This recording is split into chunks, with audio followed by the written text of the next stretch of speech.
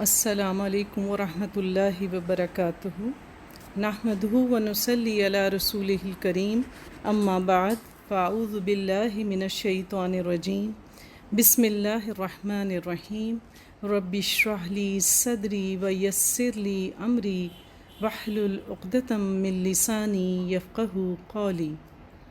السادس عن ابی ہریرہ رضی اللہ تعالی عنہ قال قال رسول اللہ صلی اللہ علیہ وسلم المؤمن القوی خیر واحب الی اللہ من المؤمن الضعیف وفی کل خیر احرص علی ما ینفعک واستعن باللہ ولا تعجز وان اصابک شیء فلا تقل لو انی فعلت کان کذا وکذا ولکن قل قدر اللہ وما شاء فعل فإن لو تفتح عمل الشیطان۔ حضرت ابو ہریرہ رضی اللہ تعالیٰ عنہ سے روایت ہے کہ رسول اللہ صلی اللہ علیہ وآلہ وسلم نے فرمایا، اللہ تعالیٰ کو کمزور مومن سے طاقتور مومن زیادہ بہتر اور زیادہ محبوب ہے، اور ہر ایک خواہ وہ قوی ہو یا ضعیف اس میں بہتری ہے، یعنی مومن خواہ وہ قوی ہے یا ضعیف بہتر ہے۔ اس چیز کی حرص کرو جو تمہیں نفع دے اور اس سے مدد طلب کرو اور ہمت نہ ہارو، اور اگر تمہیں کچھ نقصان پہنچ جائے تو یہ مت کہو اگر میں ایسا کر لیتا تو ایسا ہو جاتا، البتہ یہ کہو کہ اللہ کی تقدیر یہی تھی اور جو اس نے چاہا وہ کیا، کیونکہ اگر کا لفظ شیطان کے کام کا دروازہ کھول دیتا ہے۔ اس حدیث کے ذریعے ہماری تربیت کی جا رہی ہے کہ ایک قوی مومن اللہ کو زیادہ محبوب ہے، کیونکہ جو شخص علم کے لحاظ سے قوی ہو، عقل کے حساب سے قوی ہو، جان کے لحاظ سے قوی ہو، مال کے لحاظ سے قوی ہو، وہ اللہ کے دین کو اور اللہ کی مخلوق کو اتنا ہی زیادہ فائدہ پہنچا سکتا ہے، بشرطے کہ وہ مومن ہو۔ اس لیے اللہ تعالیٰ نے ایک قوی مومن کی زیادہ تعریف کی ہے۔ دوسری بات جس کی ہماری توجہ جس طرف کروائی جا رہی ہے وہ یہ کہ جب تک ہم کوئی کام کر رہے ہوتے ہیں تو ہمیں چاہیے ہے کہ ہم ہر طرح کے اسباب جو کہ اللہ تعالیٰ کی حدود کے اندر رہ کر ہوں انہیں اختیار کریں اپنے مقصد کو پانے کے لیے، جائز مقصد کو۔ لیکن اگر فیصلہ ہماری چاہ سے مختلف ہو جائے تو پھر اگر اور مگر نہیں کرنا چاہیے کہ اگر ایسا ہو جاتا، اگر وہ مدد کر دیتا، اگر میں وقت پہ پہنچ جاتا تو ایسا نہ ہوتا۔ یہ الفاظ شیطان ڈالتا ہے ہمارے ذہن میں، کیونکہ ہوتا وہی ہے جو اللہ تعالیٰ کا اذن ہوتا ہے، جو اللہ کی نظر میں چیز بہتر ہوتی ہے۔ تو مومن کسی کام کے ہونے سے پہلے دعا بھی کرے، اسباب بھی اختیار کرے، لیکن جب کسی کام کا فیصلہ ہو جائے تو پھر اس کو اللہ اپنے رب کی حکمت اور رضا سمجھ کے قبول کر لے۔ اگر وہ ایسے معاملہ کرے گا تو اللہ اسی فیصلے میں سے اس کے لیے خیر نکال دے گا۔ 17واں پارہ۔ اعوذ باللہ من الشیطان الرجیم، بسم اللہ الرحمن الرحیم۔ اقترب للناس حسابهم وهم في غفلة معرضون، ما يأتيهم من ذكر من ربهم محدث إلا استمعوه وهم يلعبون، لاهية قلوبهم وأسروا النجوى الذين ظلموا هل هذا إلا بشر مثلكم أفتأتون السحر وأنتم تبصرون۔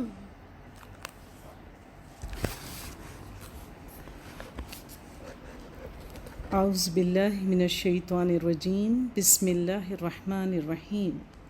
سورۃ الانبیاء یہ مکی صورت ہے اور اس کا نام اس موضوع پہ رکھا گیا ہے کیونکہ اللہ تعالیٰ نے اپنی سورہ میں بہت سارے انبیاء کا ذکر کیا ہے اور ان کے حالات کا ذکر کیا ہے۔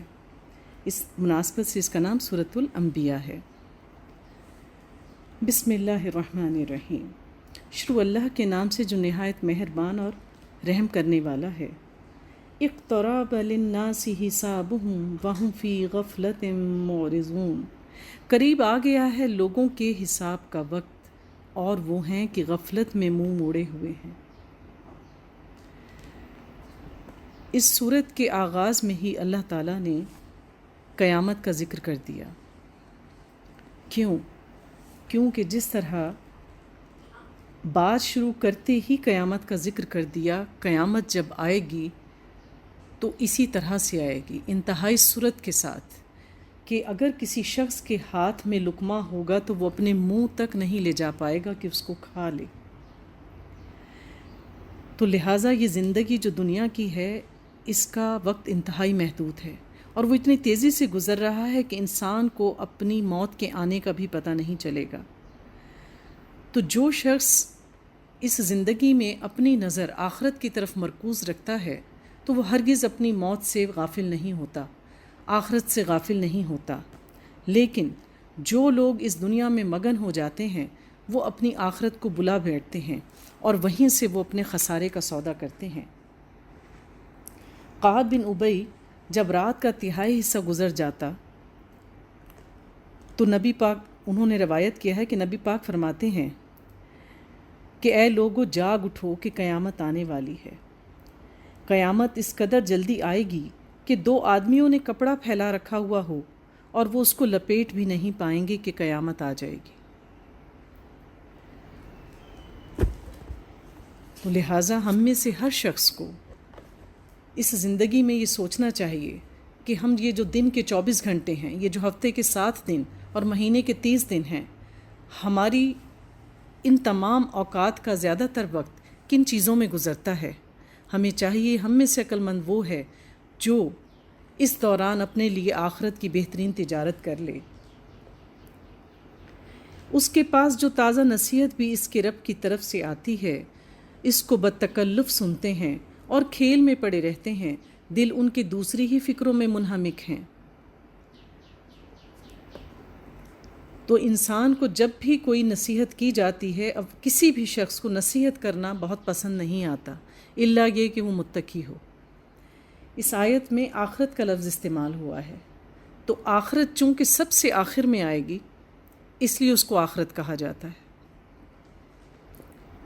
سہیل بن سعد سے روایت ہے کہ نبی پاک نے فرمایا کہ مجھے اور قیامت کو اس انگلی اور اس انگلی کی طرح بھیجا ہے، یعنی آپ نے شہادت کی انگلی اٹھائی اور اس کے برابر والی انگلی اٹھائی اور فرمایا کہ مجھے اس انگلی اور اس انگلی کی طرح بھیجا ہے۔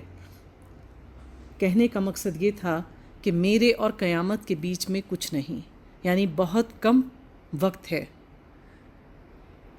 یعنی نبی پاک صلی اللہ علیہ وآلہ وسلم کو خاتم النبیین کہا گیا۔ اس کا مطلب ہے کہ آپ کے بعد کوئی نبی نہیں آئے گا، اور یہ اس چیز کی بھی نشانی ہے کہ بس اب قیامت آیا ہی چاہتی ہے۔ اور ظالم آپس میں سرگوشیاں کرتے ہیں کہ یہ شخص آخر تم جیسا ایک بشر ہی تو ہے، پھر کیا تم آنکھوں دیکھتے جادو کے پھندے میں پھنس جاؤ گے؟ رسول نے کہا، میرا رب ہر اس بات کو جانتا ہے جو آسمان اور زمین میں کی جائے، وہ سمیع اور علیم ہے۔ کیونکہ جو لوگ اللہ سے منہ موڑتے ہیں وہ سمجھتے ہیں کہ جو ہم اکیلے میں کرتے ہیں، چھپ کے کرتے ہیں یا کانوں میں سرگوشیاں کرتے ہیں، وہ کوئی نہیں سنتا۔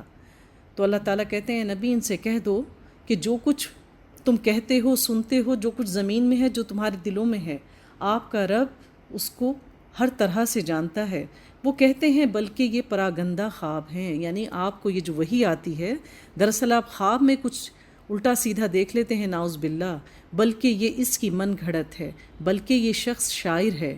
یعنی کتنے الزامات لگا دیے گئے۔ اب آپ خود دیکھیے کہ ایک شخص کسی کی محبت میں کسی کو نصیحت کر رہا ہو اور بات بھی سچ کہہ رہا ہو، اور جواب میں اس کو اس قسم کے بہتان سننے کو ملیں، تو کون انسان اس کو سہ پاتا ہے، الا یہ کہ اس کو اللہ کی رضا مطلوب ہو۔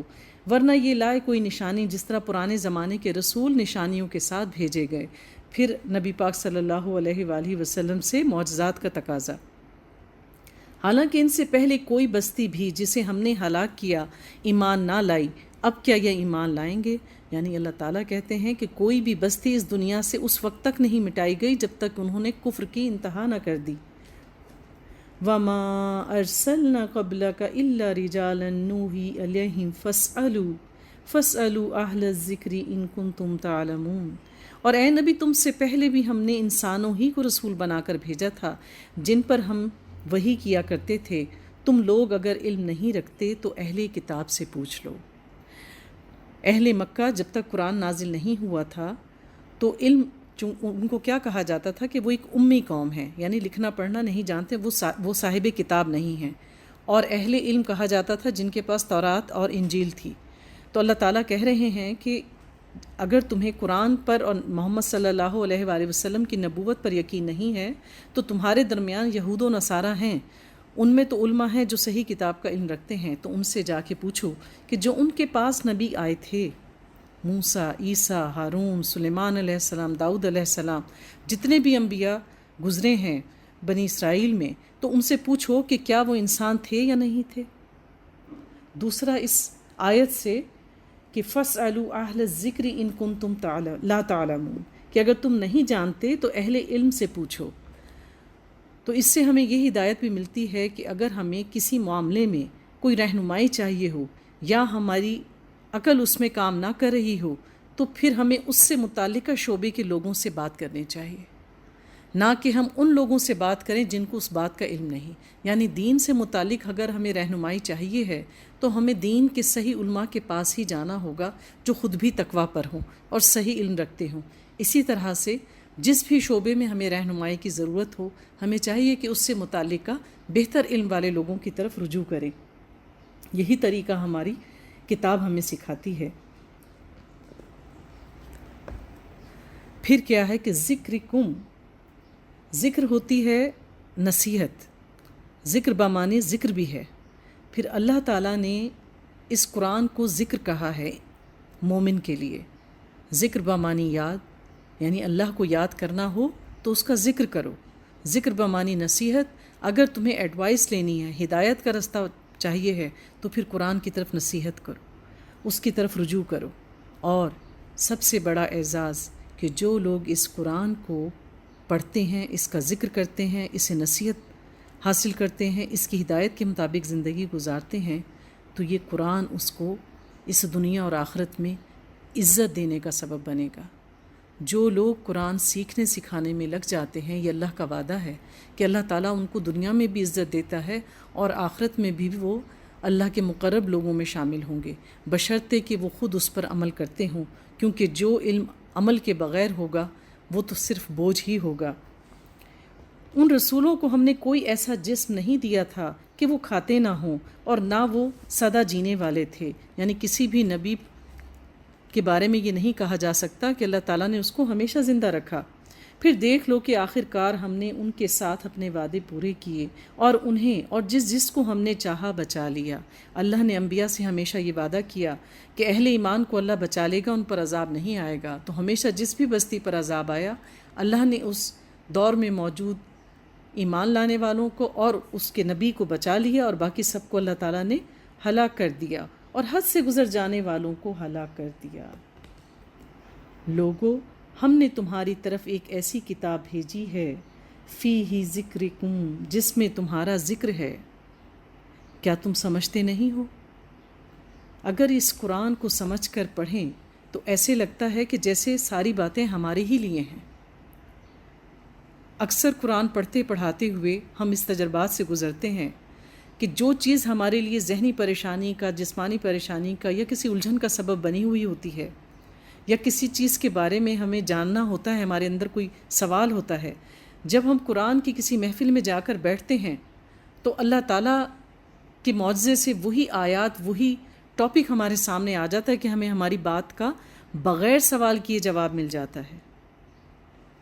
یہ اللہ تعالیٰ کی قدرت ہے اور یہ قرآن کا معجزہ ہے. تو اللہ تعالیٰ کہتے ہیں کہ جو اس کو سیکھ کر اس کے کام میں لگ جائے وہ دنیا اور آخرت میں عزت بھی پائے گا اور نجات بھی. اور اس کا مزاج ہی انسان کی فطرت کے مطابق ہے. اس میں باتیں کسی اور مخلوق کے لیے تو نہیں کی گئی ہیں، اس میں انسان ہی موضوع ہے قرآن کا. اور انسان سے متعلق اس کے مسائل، اس کی ہدایت، اس کی نجات، اس کی تباہی، اس کی خوشحالی، ہر چیز صرف انسان کے گرد گھوم رہی ہے۔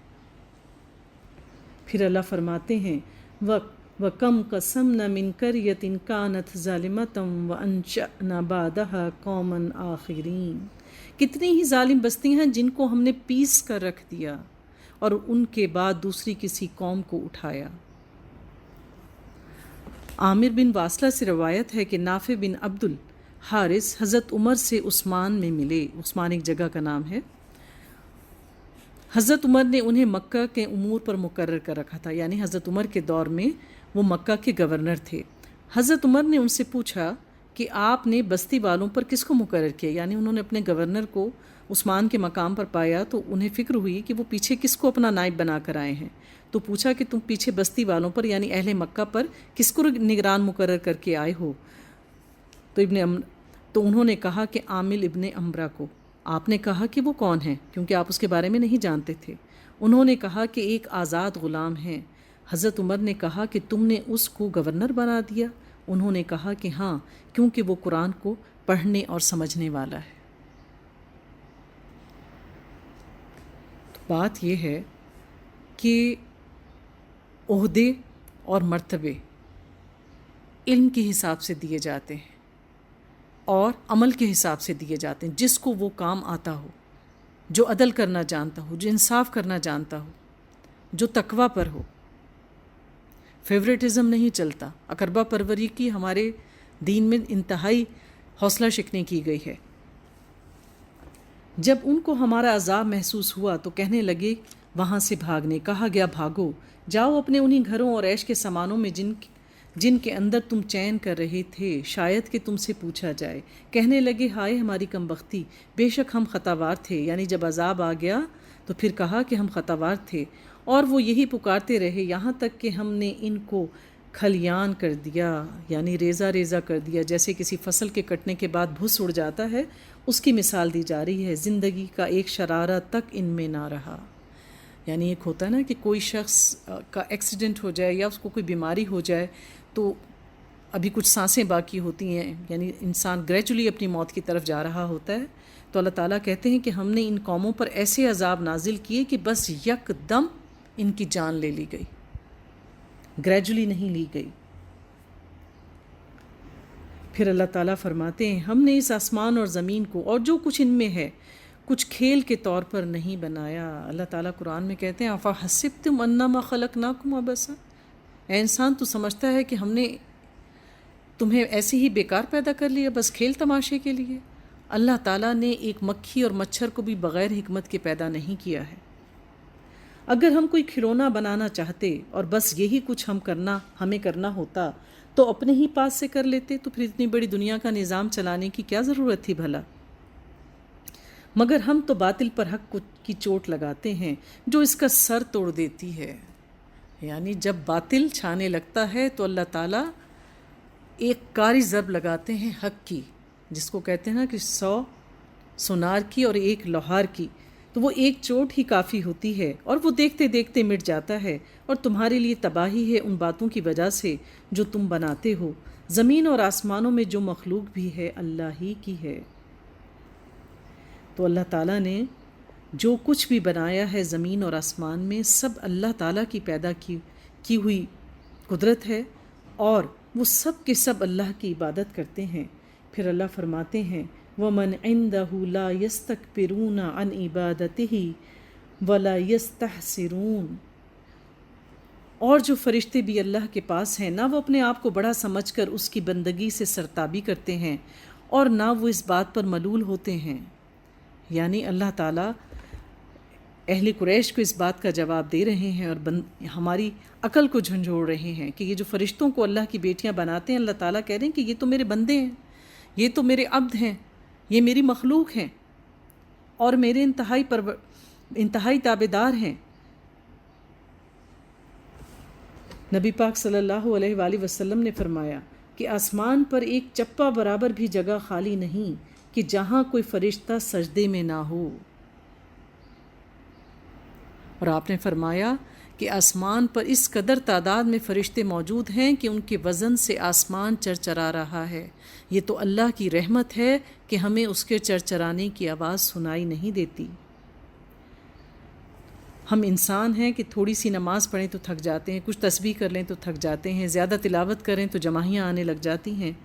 تو بات یہ ہے کہ اللہ تعالیٰ نے پھر بھی ہمیں ان بحیثیت اشرف المخلوقات فرشتوں پر فوقیت دی ہے، تو ہمیں بھی چاہیے کہ ہم اپنی بندگی کا حق ادا کریں۔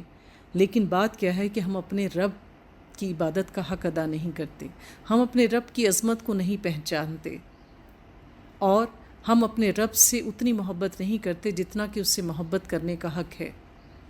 کیوں؟ کیونکہ اصل مومن وہ ہے جو اپنے رب سے سب سے بڑھ کر محبت کرتا ہے۔ اشد حب اللہ، وہ اللہ کی محبت میں شدید ہوتے ہیں، دنیا کی محبت میں، اولاد کی محبت میں، مال کی محبت میں شدید نہیں ہوتے، وہ شدید تر اپنے رب کی محبت میں ہوتے ہیں اور اپنے رب کی خاطر سب کچھ قربان کرنے کے لیے تیار رہتے ہیں۔ تو اللہ کی عبادت میں اور اس کی تسبیحات میں ہمارا دل تبھی لگے گا جب اس کی محبت ہمارے دل میں جڑ پکڑ لے گی، شدت اختیار کر لے گی، تب ہم اس کو دل سے پکاریں گے۔ پھر اللہ تعالیٰ فرماتے ہیں، کیا ان لوگوں کے بنائے ہوئے عرضی خدا ایسے ہیں کہ بے جان کو جان بخش کر اٹھا کر کھڑا کر دیں؟ یعنی یہ جن کی پوجا کر رہے ہیں، کیا ان میں ایسی کوئی کوالٹی ہے؟ اگر آسمان و زمین میں ایک اللہ کے سوا دوسرا خدا بھی ہوتے تو زمین اور آسمان دونوں کا نظام بگڑ جاتا۔ اللہ تعالیٰ وتر ہے اور وتر کو پسند کرتا ہے۔ اللہ تعالیٰ نے ہر انسان کو جدا پیدا کیا ہے۔ ہمارے ڈی این اے سے پتہ چل جاتا ہے ہر ایک کا ڈی این اے ڈفرینٹ ہے، اور اللہ نے کیا قدرتی طریقے ہمارے لیے چھوڑے ہیں اس بات پر یقین کرنے کے لیے کہ ہم میں سے ہر شخص انڈیویجول ہے۔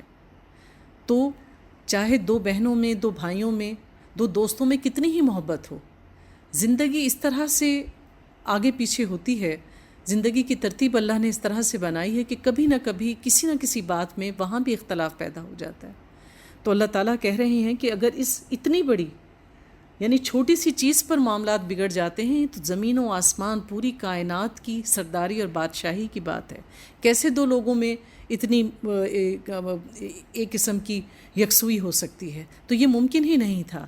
تو اللہ تعالیٰ کہہ رہے ہیں کہ اگر کوئی اور خدا ہوتا تو اس کا نظام بگڑ جاتا۔ پھر یہ کہ اگر دو ایک ہی رتبے کے ہوتے، دو ایک ہی رینک کے کوئی ہوتے تو پھر دوسرا بھی عرش پر ہی بیٹھا ہوتا، وہ زمین پر کیوں بھٹکتا؟ پس پاک ہے اللہ رب العرش ان باتوں سے جو یہ لوگ بنا رہے ہیں۔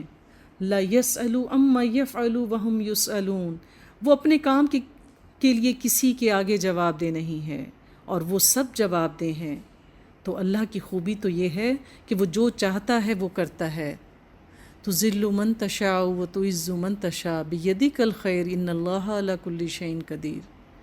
ہر فیصلہ اللہ کے اذن سے ہوتا ہے، اللہ کے اذن کے بغیر تو ایک پتا بھی نہیں گرتا۔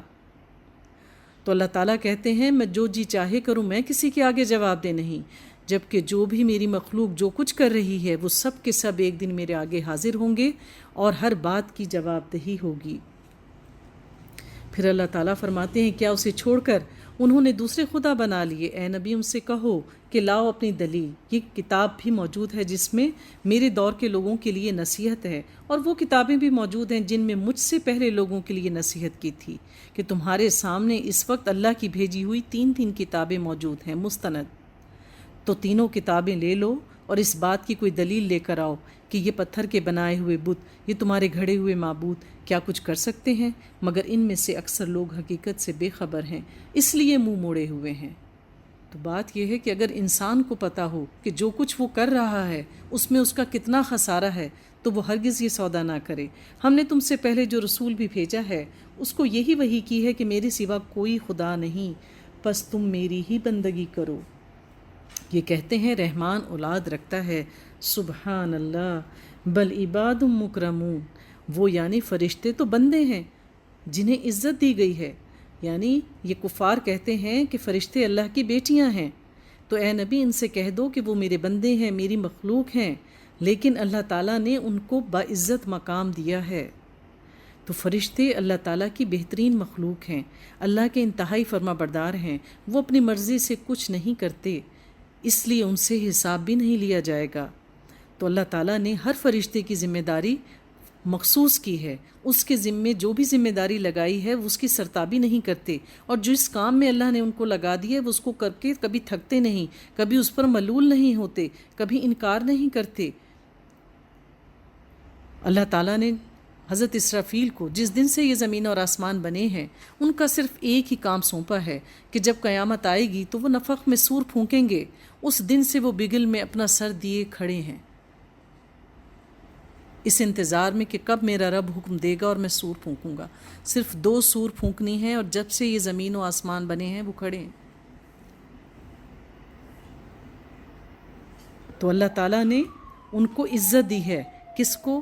خاص طور پر اشارہ ہے حضرت جبریل امین کی طرف کہ وہ اللہ تعالیٰ کے حکم سے اللہ تعالیٰ کی وحی لے کے ان کے انبیاء کے پاس آتے تھے، اور جب اللہ تعالیٰ ان کے ذریعے مختلف قوموں پر عذاب بھیجتے تھے تو وہ اللہ کا عذاب لے کر آتے تھے، اور اس میں ذرہ برابر بھی اپنی طرف سے کسی چیز کی کمی بیشی نہیں کرتے تھے۔ انتہائی جلیل القدر فرشتے ہیں، اس کے حضور بڑھ کر نہیں بولتے۔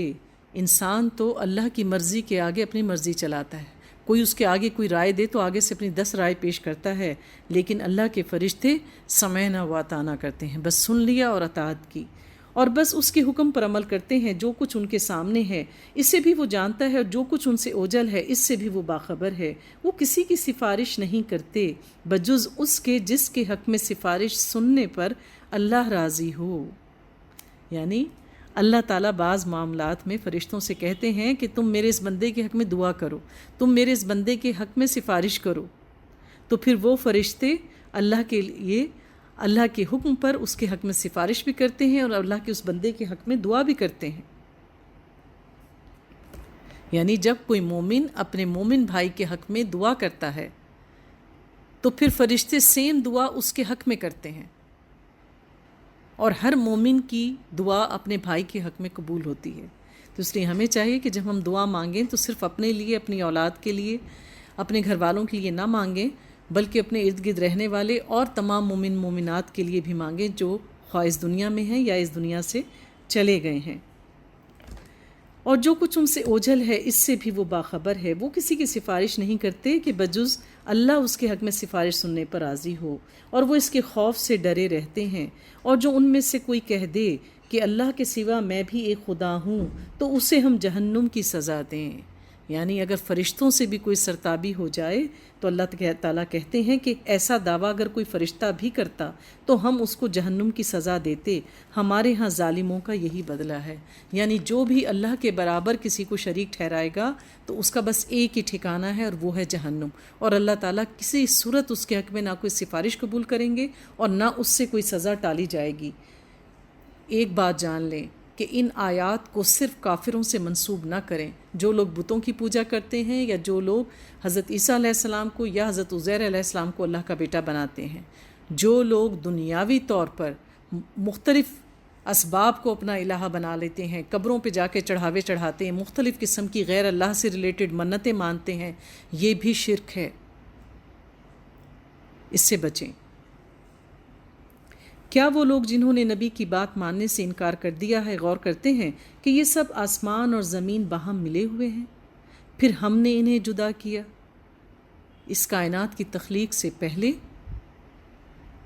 زمین اور آسمان باہم ملے ہوئے تھے، جسے یہ ویسٹرن لوگ کہتے ہیں نا کہ ایک بگ بینگ ہوا، ایک بڑا دھماکہ ہوا، تو یہ باہم جڑے ہوئے تھے، اور پھر اللہ تعالیٰ نے لفظ کن کہہ کے ان کو جدا کیا۔ اس سے پہلے اللہ تعالیٰ نے ان کی ایک حکمت کے تحت ان کی تقسیم کی کہ وہ کون سی چیزیں ہیں جنہیں زمین پر ہونا ہے اور وہ کون سی چیزیں ہیں جو اوپر ہونی ہیں، اور پھر اللہ کے اذن سے وہ تمام چیزیں اسی نسبت سے جدا ہو گئیں، اور پانی سے ہر زندہ چیز پیدا کی۔ اللہ تعالیٰ فرماتے ہیں کہ ہر چیز کی بنیاد جو ہے وہ پانی ہے، ہر چیز مایا سے بنی ہے۔ کیا وہ ہماری اس خلاقی کو نہیں مانتے؟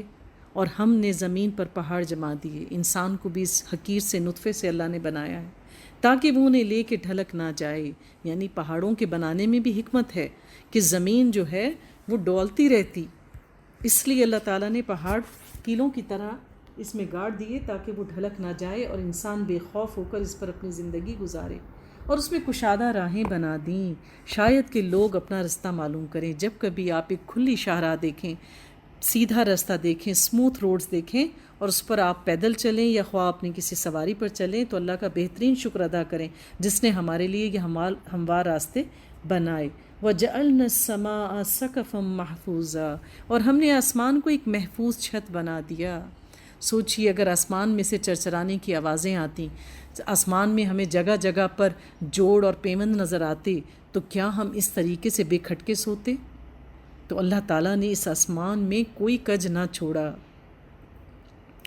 اور ہمیں ہمارے لیے ایک محفوظ چھت بنا دیا، مگر یہ ہے کہ کائنات کی نشانیوں کی طرف توجہ ہی نہیں کرتے۔ یعنی اللہ سے محبت کرنے کے لیے اللہ کی تخلیقات پہ غور کرنا ضروری ہے۔ اگر ہم اللہ کی تخلیقات اور نعمتوں پر غور کریں تو یہ ہو نہیں سکتا کہ ہمارے سجدے لمبے نہ ہوں، یہ ہو ہی نہیں سکتا کہ ہماری دعائیں لمبی نہ ہوں، یہ ہو نہیں سکتا کہ ہم اللہ کا شکر ادا نہ کریں۔ اور وہ اللہ ہی ہے جس نے رات اور دن بنائے اور سورج اور چاند کو پیدا کیا، سب ایک ایک فلک میں تیر رہے ہیں، ہر ایک کا ایک رستہ ہے جس میں وہ تیر رہا ہے۔ اے نبی، ہمیشگی تو ہم نے تم سے پہلے کسی انسان کے لیے نہیں رکھی۔ اگر تم مر گئے تو کیا یہ لوگ ہمیشہ جیتے رہیں گے؟ کلُّ نفس ذائقۃ الموت، ہر جاندار کو موت کا مزہ چکھنا ہے، موت برحق ہے، موت ہر ایک کو آئے گی۔ ہر وہ چیز جو اللہ نے پیدا کی ہے اس کے لیے اللہ تعالیٰ نے موت بھی مقرر کی ہے۔ تو بات یہ ہے کہ جب کبھی ہمیں لگے کہ ہمیں اللہ کی عبادت میں سستی آ رہی ہے، ہم اللہ کے ذکر سے غافل ہو رہے ہیں، تو جان لو کہ ہم اپنی موت سے غافل ہیں، کیونکہ جو شخص اپنی موت کو یاد رکھتا ہے وہ اللہ کو بھی یاد رکھتا ہے۔ تو کوئی بھی ہم میں سے ایسا نہیں ہے جو موت کی طرف نہیں جائے گا۔ موت اتنی کڑوی حقیقت ہے کہ اگر انسان اس کو یاد کر لے تو وہ چین سے سو ہی نہ سکے۔ اور اللہ نے اس طریقے سے ہم سب کی زندگی کو ڈیزائن کیا ہے کہ ہر تھوڑے وقت کے بعد، ہر تھوڑے دن گزرنے کے بعد، کچھ ماہ گزرنے کے بعد ہمیں کسی نہ کسی، اور اب تو وہ حالات ہیں کہ ایک دن میں نہ جانے کتنی جانیں جا رہی ہیں، یعنی انسان کو اللہ تعالیٰ اس سے غافل ہونے ہی نہیں دیتا۔ ہمیں کسی نہ کسی کے مرنے کی خبر آتی رہتی ہے۔ کیا ہمارے لیے یہ ایک ٹیلی گرام کی حیثیت نہیں رکھتی، کسی کی موت کی خبر آنا؟ کہ اور ہم کہتے ہیں کہ اچھا ابھی تو وہ ہم سے مل کر گیا تھا، ابھی چند روز پہلے تو ہم نے اس سے بات کی تھی، ابھی تو اس نے مجھ سے یہ وعدہ کیا تھا، وہ سفر پر گیا تھا، وہ فلاں جگہ گیا تھا۔ تو کیا ہم یہ نہیں سوچتے کہ وہ گیا اور اس کی موت آ گئی، اسی طرح ہم بیٹھے ہوں ہماری موت آ جائے؟ اگر ہمیں یہ فکر لاحق ہو جائے تو ہم کیسے اپنے رب سے غافل ہو سکتے ہیں؟ اور ہم اچھے اور برے حالات میں ڈال کر تم سب کی آزمائش کر رہے ہیں، آخر کار تمہیں ہماری ہی طرف پلٹنا ہے۔ یہ منکرین حق جب تمہیں دیکھتے ہیں تو تمہارا مذاق بنا لیتے ہیں، کہتے ہیں کیا ہے یہ وہ شخص جو تمہارے خداؤں کا ذکر کرتا ہے؟ اور ان کا اپنا حال یہ ہے کہ رحمان کے ذکر سے منکر ہیں۔ خلق الانسان من عجل، انسان جلد باز مخلوق ہے۔ ابھی میں تم کو اپنی نشانیاں دکھائے دیتا ہوں، مجھ سے جلدی نہ مچاؤ۔ اللہ تعالیٰ نے انسان کی فطرت میں عجلت پسندی رکھی ہے، لیکن انسان شعوری طور پر کوشش کر کے اپنی اس برائی پہ قابو پا سکتا ہے۔ شیطان ہماری اس عجلت پسندی کو ہمارے لیے آزمائش کا باعث بنا دیتا ہے۔ جلدی سے غصہ آ جانا، جلدی میں کوئی فیصلہ کر لینا، جلدی میں کسی کا راز اگل دینا، تو یہ سب کام ہم سے شیطان لیتا ہے۔ وہ ہماری اس فطرت سے واقف ہے۔ شیطان ہمارے نفس کو سونگتا ہے، یعنی جو ہمارے نفس کے ساتھ ہمارا اپنا شیطان لگا ہے، شیطان انسان کو بہکانے کے لیے اس نفس کے پاس آتا ہے، اس شیطان سے گفتگو کرتا ہے، اور پھر وہ ہماری کمزوریاں معلوم کرتا ہے کہ ہمارے دل میں ہم فطری طور پر کس معاملے میں کمزوری رکھتے ہیں، کیا چیز ہماری کمزوری ہے، پھر ہم پر اسی کی طرف سے حملہ کرتا ہے۔ تو جن لوگوں کی فطرت میں عجلت پسندی ہوتی ہے وہ ان کو اسی رستے سے آ کے غافل کرتا ہے، اسی رستے سے آ کے اس کو گھاٹے میں ڈالتا ہے، ذرا سی بات پہ غصہ دلوا دیتا ہے، اس کی ہوئی نیکیاں برباد کر دیتا ہے، لوگ اس سے دور ہٹ جاتے ہیں۔ جلدی میں غلط فیصلے کر لیتا ہے، اور پھر کسی نے اگر اس کو وعدہ دے کے کوئی راز بتایا ہوا ہو، جلدی میں وہ راز اگل دیتا ہے، غصے میں وہ راز اگل دیتا ہے۔ تو بات یہ ہے کہ عجلت پسندی پہ ہمیں قابو پانا چاہیے، اور متانت، بردباری، یہ اولو العزم لوگوں کی صفات ہیں۔ اللہ تعالیٰ نے متانت جو ہے وہ انسان کی فطرت میں رکھی ہے، لیکن کچھ لوگوں کی فطرت میں متانت نہیں ہوتی۔ لیکن اگر ہم لوگوں کی اچھی عادتوں کو دیکھ کے انسپائر ہوتے ہیں تو ہمیں چاہیے کہ ہم کوشش کر کر اپنے اندر وہ عادتیں پیدا کر سکیں۔ فطرت نہیں تبدیل ہوتی، لیکن عادتیں تبدیل ہو سکتی ہیں۔ یعنی اگر ہمیں کسی کی کوئی عادت پسند ہے لیکن ہم میں وہ عادت نہیں ہے، تو ہمیں چاہیے کہ ہم کوشش کریں اور اس اچھی عادت کو اپنے اندر پیدا کریں۔ اسی طریقے سے بعض اوقات خاص طور پر جب ہم مکہ اور مدینہ جاتے ہیں اور وہاں اذان ہو جاتی ہے تو لوگ بھاگ رہے ہوتے ہیں ایک دوسرے سے آگے جانے کے لیے۔ نہیں، اللہ کو پسند ہے کہ اس کی مسجد کی طرف بھی جائیں تو متانت سے چلتے ہوئے۔ یہ مومن کا شیوا نہیں ہے کہ وہ عجلت پسندی دکھائے، خواہ وہ صف میں شامل ہونے کے لیے ہی کیوں نہ ہو۔ پھر اللہ تعالیٰ فرماتے ہیں، یہ لوگ کہتے ہیں کہ آخر یہ دھمکی پوری کب ہوگی کہ اگر تم سچے ہو، یعنی اگر قیامت لانے کے بارے میں کہہ رہے ہو یا اللہ کا عذاب لانے کے بارے میں بات کر رہے ہو، تو اگر تم سچے ہو تو یہ کب ہوگا؟ کاش ان کافروں کو اس وقت کچھ علم ہوتا جب یہ اپنے منہ آگ سے بچا سکیں گے نہ اپنی پیٹھیں۔ یعنی اہل جہنم کے منہ کو آگ سے سینکا جائے گا۔ انسان کو چہرے سے بڑا پیار ہوتا ہے، یعنی ہر انسان کی کوشش ہوتی ہے کہ اپنے چہرے کو سجائے سنوارے، تو سب سے زیادہ عذاب منکرین کو ان کے چہرے پہ دیا جائے گا۔ اور دوسرا، ہماری جو چہرے کی اسکن ہوتی ہے وہ سب سے زیادہ سینسٹیو ہوتی ہے، اس لیے جہنم کی آگ جو سب سے زیادہ تکلیف پہنچائے گی وہ چہرے کی اسکن کو پہنچائے گی، اور نہ ان کو کہیں سے مدد پہنچے گی۔ وہ بلا اچانک آئے گی اور انہیں اس طرح ایک دم دبوچ لے گی کہ یہ نہ اس کو دور کر سکیں گے اور نہ ان کو لمحہ بھر کی ہی مہلت مل سکے گی۔ مذاق تم سے پہلے بھی رسولوں کا اڑایا جا چکا، فحاق بالذین سخروا منہم ما کانوا بہ یستہزئون، مگر ان کا مذاق اڑانے والے اسی چیز کے پھیر میں آ کے رہے جس کا وہ مذاق اڑا رہے تھے۔ یعنی جس چیز کو انہوں نے قابل عزت نہ جانا، اسی چیز کے ذریعے ان کو اللہ تعالیٰ نے خاک بنا کے اڑا دیا۔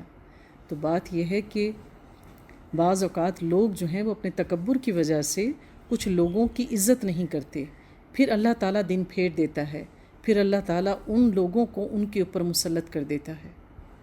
یہی اللہ تعالیٰ کی حکمت اور سنت ہے۔ اے نبی ان سے کہو، کون ہے جو رات کو یا دن کو تمہارے رحمان سے بچا سکتا ہو؟ مگر یہ اپنے رب کی نصیحت سے منہ موڑ رہے ہیں۔ کیا کچھ ایسے خدا رکھتے ہیں جو ہمارے مقابلے میں ان کی حمایت کریں؟ وہ تو نہ خود اپنی مدد کر سکتے ہیں اور نہ ہی ہماری تائید ان کو حاصل ہے۔ اصل بات یہ ہے کہ ان لوگوں کو اور ان کے آباء و اجداد کو ہم زندگی کا سر و سامان دیے چلے گئے ہیں۔ یعنی انسان کی غفلت میں پڑنے کی ایک وجہ یہ ہے کہ اس کو اللہ تعالیٰ زندگی میں رہنے کے اسباب دیتے رہتے ہیں، خواہ وہ اللہ کی عبادت کر رہا ہو یا نہ کر رہا ہو، خواہ وہ اللہ کا ماننے والا ہو یا وہ کفر کرنے والا ہو۔ اللہ تعالیٰ اس کو دنیاوی طور پر اس کی طاقت کے مطابق، اس کی جستجو کے مطابق اللہ تعالیٰ جو کچھ اس کے نصیب میں لکھا ہے، کیونکہ وعد اللہ الحق، اللہ کے سارے وعدے سچے ہیں۔ اللہ تعالیٰ نے انسان کی تقدیر لکھی اور پھر اپنے قلم کو توڑ دیا۔ اللہ کو پتہ تھا، کیونکہ ہم اگر اپنی طرف دیکھیں کہ جب لوگ ہمارے ساتھ اچھے ہوتے ہیں تو ہم ان کے ساتھ بہت اچھا معاملہ کر رہے ہوتے ہیں، ہر طرح کی فیور دے رہے ہوتے ہیں۔ اگر ہمارے معاملات ان کے ساتھ خراب ہوتے ہیں تو جو فیور ہم ان کو دے رہے ہوتے ہیں، پہلی فرصت میں ہم وہ فیور ان سے واپس لے لیتے ہیں۔ تو وہ تو رب ہے، اس کو پتہ تھا کہ ہم نے کتنی نافرمانی کرنی ہے، اس لیے اللہ تعالیٰ نے جب ہماری تقدیر لکھ دی تو پھر اللہ تعالیٰ نے اپنا قلم توڑ دیا۔ اللہ کو پتہ تھا کہ ہم نے کیا کرنا ہے اس زمین پہ جا کے، تو جو کچھ ہمیں ملتا ہے وہ اللہ کی تقدیر کے فیصلے کی وجہ سے ملتا ہے، اس کی رحمت کی وجہ سے ملتا ہے۔ پھر اللہ تعالیٰ کہتے ہیں، یہاں تک کہ ان کو دن لگ گئے، یعنی وہ اترانے ہی لگے کہ ہم تو بہت خوش نصیب ہیں، شاید اللہ کے پسندیدہ ہیں، مگر کیا انہیں نظر نہیں آتا کہ ہم زمین کو مختلف سمتوں سے گھٹاتے چلے آ رہے ہیں؟ پھر کیا یہ غالب آ جائیں گے؟ ان سے کہہ دو کہ میں تو وہی کی بنا پر تمہیں تنبیہ کر رہا ہوں، مگر بہرے کو پکار سنا نہیں کرتے۔ یعنی اگر کوئی کانوں سے بہرا ہو جو سننا ہی نہیں چاہے تو اس کو کون سنوا سکتا ہے؟ انہیں خبردار کیا جائے، اور اگر تیرے رب کا عذاب ذرا سا انہیں چھو جائے تو وہ بھی چیخ اٹھیں کہ ہائے ہماری کمبختی، بے شک ہم خطابار تھے۔ وَنَادَعُ الْمَوَازِينَ الْقِسْطَ لِيَوْمِ الْقِيَامَةِ فَلَا تُظْلَمُ نَفْسٌ شَيْئًا۔ قیامت کے روز ہم ٹھیک ٹھیک تولنے والے ترازو رکھ دیں گے اور پھر کسی شخص پر ذرہ برابر ظلم نہ ہوگا۔ کل کے سبق بھی میں نے آپ کو بتایا کہ منافقین اور مومنین دو طرح کے لوگوں کے نامہ اعمال تولے جائیں گے۔ کفار کا نامہ اعمال تولا نہیں جائے گا، جو ایک اللہ پر ایمان نہیں لاتے، توحید پر ایمان نہیں لاتے۔ وَإِنْ كَانَ مِثْقَالَ حَبَّةٍ مِّنْ خَرْدَلٍ آتَيْنَا بِهَا، اور جس کا رائی کے دانے برابر بھی کچھ کیا دھرا ہوگا وہ ہم سامنے لے آئیں گے، اور حساب لگانے کے لیے ہم کافی ہیں۔ تو بات یہ ہے کہ کیا چھوٹی سے چھوٹی نیکی اور چھوٹی سے چھوٹی انسان کی ہوئی برائی انسان کے اس کے پلڑے میں، ترازو میں ڈال دی جائے گی۔ تو ہمیں چاہیے کہ ہم نیکیوں کے حریص بنیں، اور برائی چاہے چھوٹی بھی ہو اس سے بچنے کی کوشش کریں، کیونکہ ایک چھوٹی سی نیکی ہو سکتا ہے جب پلڑے میں ڈلے تو ہمارا نیکیوں کا پلڑا جھک جائے، اور اسی طرح کوئی ایک چھوٹی سی برائی مزید ڈلے گی تو برائی کا پلڑا جو ہے وہ نیچے جھک جائے گا۔ بعض اوقات ایک رتی چیز ڈالنے سے بھی آپ نے دیکھا ہوگا کہ ترازو کے پلڑے اونچے نیچے ہو جاتے ہیں۔ تو ہمیں کسی بھی نیکی کو حقیر نہیں جاننا چاہیے۔ تو اس میں جو سب سے زیادہ آسان نیکیاں ہیں جو ہم صبح سے شام تک کئی بار کما سکتے ہیں، اللہ ہمیں موقع دیتا ہے، وہ ہے کہ کسی کو سلام کرنا۔ اس میں انسان کا کچھ بھی نہیں جاتا، اور پھر دوسروں کی طرف مسکرا کر دیکھنا۔ اور پھر سب سے بڑا فائدہ کیا ہے کہ آپ سلام کرو گے تو خود بھی سلامت رہو گے، کیونکہ جب آپ سلام کرتے ہیں تو جواب میں آپ پر بھی سلامتی بھیجی جاتی ہے۔ تو اللہ تعالیٰ جو نامہ اعمال میں وزن رکھیں گے، جیسے ہم نے کہا کہ انسان بہت سارے اعمال کرتا ہے لیکن زیادہ تر شیطان ہمیں گمراہ کر کے اس میں ریاکاری کروا دیتا ہے۔ تو اللہ کی رضا کی خاطر جو کچھ ہم نے کام کیا ہوگا اور جو ریاکاری سے پاک ہوگا، بس وہی اعمال جو ہیں پلڑے میں وزن رکھیں گے، ورنہ باقی تو خاک کی طرح اڑا دیے جائیں گے۔ حضرت ابو ہریرہ نے خواب میں دیکھا کہ ایک صحابی جو پہلے غزوے میں شہید ہوئے تھے وہ جنت میں نہیں گئے، بلکہ جو صحابی اس کے بعد والے غزوے میں شہید ہوئے تھے وہ جنت میں چلے گئے۔ تو آپ نے یہ خواب نبی پاک صلی اللہ علیہ وآلہ وسلم کو سنایا۔ نبی پاک صلی اللہ علیہ وآلہ وسلم نے فرمایا کہ اس کے نامہ اعمال میں 1 سال بعد کے بھی اعمال شامل ہو گئے، اور اس کے علاوہ اس سے پہلے کی بھی نیکیاں۔ حدیث سے پتہ چلتا ہے کہ جو صحابی اس وقت تک جنت میں نہیں جا سکے تھے حالانکہ وہ شہید تھے، کہ ان کے گھر میں جو مال غنیمت میں سے سامان آتا تھا انہوں نے ضرورتاً ایک چادر اس میں سے لے لی تھی، کہ اس چادر کی وجہ سے، یہ وحی کے ذریعے نبی پاک صلی اللہ علیہ وآلہ وسلم کو بتایا گیا کہ اس چادر کی وجہ سے وہ جنت میں جانے سے روکے رکھے گئے۔ تو ایک چھوٹی سی برائی ہمیں جہنم کی طرف لے کے جا سکتی ہے، اور ایک چھوٹی سی نیکی جو ہے وہ ہمارے پلڑے کو جھکا دے گی۔ اللہ تعالیٰ فرماتے ہیں پہلے ہم موسیٰ اور ہارون کو فرقان اور روشنی اور ذکر عطا کر چکے، یعنی جو بھی الہامی کتابیں ہیں اس میں فرقان ہے، رشد ہے، ہدایت ہے، اللہ کا ذکر ہے، نصیحت ہے۔ ان متقی لوگوں کی بھلائی کے لیے جو بے دیکھے اپنے رب سے ڈریں، یعنی متقی وہ ہے جو غیب پر بھی ایمان لاتے ہیں۔ ہم نے رب کو نہیں دیکھا، ہم ایمان لاتے ہیں۔ جنت دوزخ کو ہم نے نہیں دیکھا، ہم ایمان لاتے ہیں۔ فرشتوں کو ہم نے نہیں دیکھا، ہم ایمان لاتے ہیں۔ تو صاحب تقویٰ کون ہیں؟ جو صرف اللہ کی قدرت کی نشانیاں اپنے سامنے دیکھ کر ایمان نہیں لاتے، بلکہ وہ غیب کی بھی تمام چیزوں پر ایمان لاتے ہیں۔ وَهَذَا ذِكْرٌ مُبَارَكٌ أَنزَلْنَاهُ أَفَأَنْتُمْ لَهُ مُنْكِرُونَ۔ اور اب یہ بابرکت ذکر یعنی کہ قرآن ہم نے تمہارے لیے نازل کیا ہے، پھر کیا تم اس کو قبول کرنے سے انکار کرتے ہو؟ تو اللہ تعالیٰ نے اس قرآن کو ایک ذکر مبارک کہا ہے، یعنی قرآن کو پڑھنے سے خیر و برکت نازل ہوتی ہے۔ جن گھروں میں قرآن پڑھا جاتا ہے وہاں سے شیطان بھاگ جاتا ہے اور نیکی کے فرشتے وہاں موجود رہتے ہیں۔ تو قرآن پڑھنے سے ہدایت ملتی ہے۔ قرآن انسان کی علم میں اور اس کے عمل میں برکت ڈالتا ہے، اس کے اولادوں اور نسلوں میں برکت پیدا کرتا ہے۔ تو نبی پاک صلی اللہ علیہ وآلہ وسلم نے کہا کہ اپنے گھر کو قبرستان نہ بناؤ، بلکہ یہاں سورہ بقرہ کی تلاوت کثرت سے کیا کرو۔ ہمیں بھی چاہیے کہ ہم اپنے گھروں کو سورہ بقرہ کی تلاوت سے آباد رکھیں اور کثرت سے سورہ بقرہ کی تلاوت کریں اور اپنی اولاد کو بھی اس کی تربیت دیں۔ اس سے پہلے بھی ہم نے ابراہیم کو اس کی ہوش مندی بخشی تھی اور ہم اس کو خوب جانتے تھے۔ یاد کرو وہ موقع جب اس نے اپنے باپ اور اپنی قوم سے کہا تھا کہ یہ بت کیسے ہیں جن کی تم لوگ گرویدہ اور ان کی پوجا کرتے ہو؟ انہوں نے جواب دیا، ہم نے اپنے باپ دادا کو ان کی عبادت کرتے ہوئے پایا ہے۔ اس نے کہا، تم بھی گمراہ ہو اور تمہارے باپ دادا بھی کھلی گمراہی میں پڑے ہوئے تھے۔ انہوں نے کہا، کیا تو ہمارے سامنے اپنے اصلی خیالات پیش کر رہا ہے؟ یعنی جو تم کہہ رہے ہو، تم کیا اس طرح کا یقین رکھتے ہو یا مذاق کر رہے ہو؟ اس نے جواب دیا، نہیں، بلکہ حقیقت میں تمہارا رب وہی ہے جو زمین اور آسمانوں کا رب اور ان کا پیدا کرنے والا ہے۔ اس پر میں تمہارے سامنے گواہی دیتا ہوں اور خدا کی قسم میں تمہاری غیر موجودگی میں ضرور تمہارے بتوں کی خبر لوں گا۔ چنانچہ اس نے ان کو ٹکڑے ٹکڑے کر دیا۔ حضرت ابراہیم علیہ السلام نے پہلے اپنی قوم کے لوگوں کو توحید کی دعوت دی اور پھر ان کو دھمکی بھی دی کہ اب اگر مجھے موقع ملا تم نہ ہوئے تو میں ان کو توڑ دوں گا۔ تو جب ان کی قوم کے لوگ میلے میں گئے تو پیچھے سے انہوں نے جا کے تمام بتوں کو توڑ دیا اور اس کے بڑے کو چھوڑ دیا تاکہ شاید وہ اس کی طرف رجوع کریں۔ انہوں نے آ کر بتوں کا یہ حال دیکھا تو کہنے لگے، ہمارے خداؤں کا یہ حال کس نے کر دیا؟ بڑا ہی کوئی ظالم تھا وہ۔ بعض لوگ بولے، ہم نے ایک نوجوان کو ان کا ذکر کرتے سنا تھا جس کا نام ابراہیم ہے۔ انہوں نے کہا، تو پکڑ لاؤ اسے سب کے سامنے تاکہ لوگ دیکھ لیں کہ اس کی ہم کیسی خبر لیتے ہیں۔ ابراہیم کے آنے پر انہوں نے پوچھا، قال بل فعلہ، کہ ابراہیم تو نے ہمارے خداؤں کے ساتھ ایسی حرکت کی تھی؟ تو انہوں نے کہا، قال بل فعلہ، بلکہ یہ سب کچھ تو کبیرہم ھذا فاسألوہم ان کانوا ینطقون، یہ سب کچھ تو ان کے بڑے نے کیا ہے، انہی سے پوچھ لو اگر یہ بولتے ہیں۔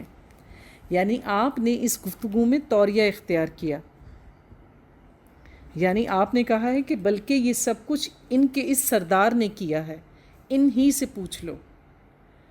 یعنی ایک طرف یہ اشارہ ہے درپردہ کہ یہ سب کچھ اللہ کے اذن سے ہوا ہے، اللہ چاہتا تھا تو یہ بت ٹوٹ گئے، اور دوسرا ان کی عقل کو جھنجھوڑا کہ تم جن کو بڑا سمجھ رہے ہو تو اگر یہ بولتے ہیں تو ان سے پوچھ لو، مجھ سے کیوں پوچھتے ہو؟ اس سے پوچھو کہ کس نے توڑا ہے۔ یہ سن کر وہ اپنے ضمیر کی طرف پلٹے۔ جب انہوں نے ابراہیم علیہ السلام کی یہ بات سنی تو ایک دم ان کے ذہن کو دھچکا لگا اور انہوں نے سوچا کہ واقعی جو کچھ یہ کہہ رہے ہیں وہ تو ٹھیک ہے، اور اپنے دلوں میں کہنے لگے، واقعی تم خود ہی ظالم ہو۔ مگر پھر ان کی مت پلٹ گئی اور بولے، تو جانتا ہے کہ یہ بولتے نہیں ہیں۔ ابراہیم نے کہا، پھر کیا تم اللہ کو چھوڑ کر ان چیزوں کو پوج رہے ہو جو نہ تمہیں نفع پہنچانے پر قادر ہیں اور نہ نقصان؟ تف ہے تم پر اور تمہارے ان معبودوں پر جن کی تم اللہ کو چھوڑ کر پوجا کرتے ہو، کیا تم کچھ بھی عقل نہیں رکھتے؟ انہوں نے کہا، جلا ڈالو اس کو، یعنی منکرانہ رویہ، فرعون جیسے رویے کہ یا تو ہماری کوئی بات مان لے اور اگر کوئی بات نہیں مانتا تو اس کی جان لے لو۔ انہوں نے کہا، جلا ڈالو اس کو اور حمایت کرو اپنے خداؤں کی اگر تمہیں کچھ کرنا ہے۔ تو اہل قریش کا بھی اسی طرح کا عقیدہ تھا کہ اگر ہم اپنے بتوں کی پوجا نہیں کریں گے، ان پہ چڑھاوے نہیں چڑھائیں گے، ان پہ بھینٹ نہیں چڑھائیں گے تو یہ ہم پر عذاب لے آئیں گے۔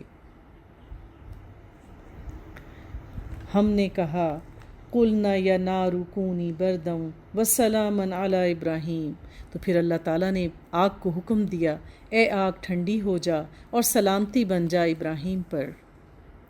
اگر کسی کو شدید بخار ہو تو اس دعا کو پڑھ سکتے ہیں، یا نار کونی بردا، اے آگ ٹھنڈی ہو جا، وسلامہ، سلامتی کے ساتھ۔ تو یہ آزمائی ہوئی بات ہے کہ اس سے شدید بخار ٹوٹ جاتا ہے، بشرطے کہ ہم اللہ پہ توکل کر کے پڑھیں۔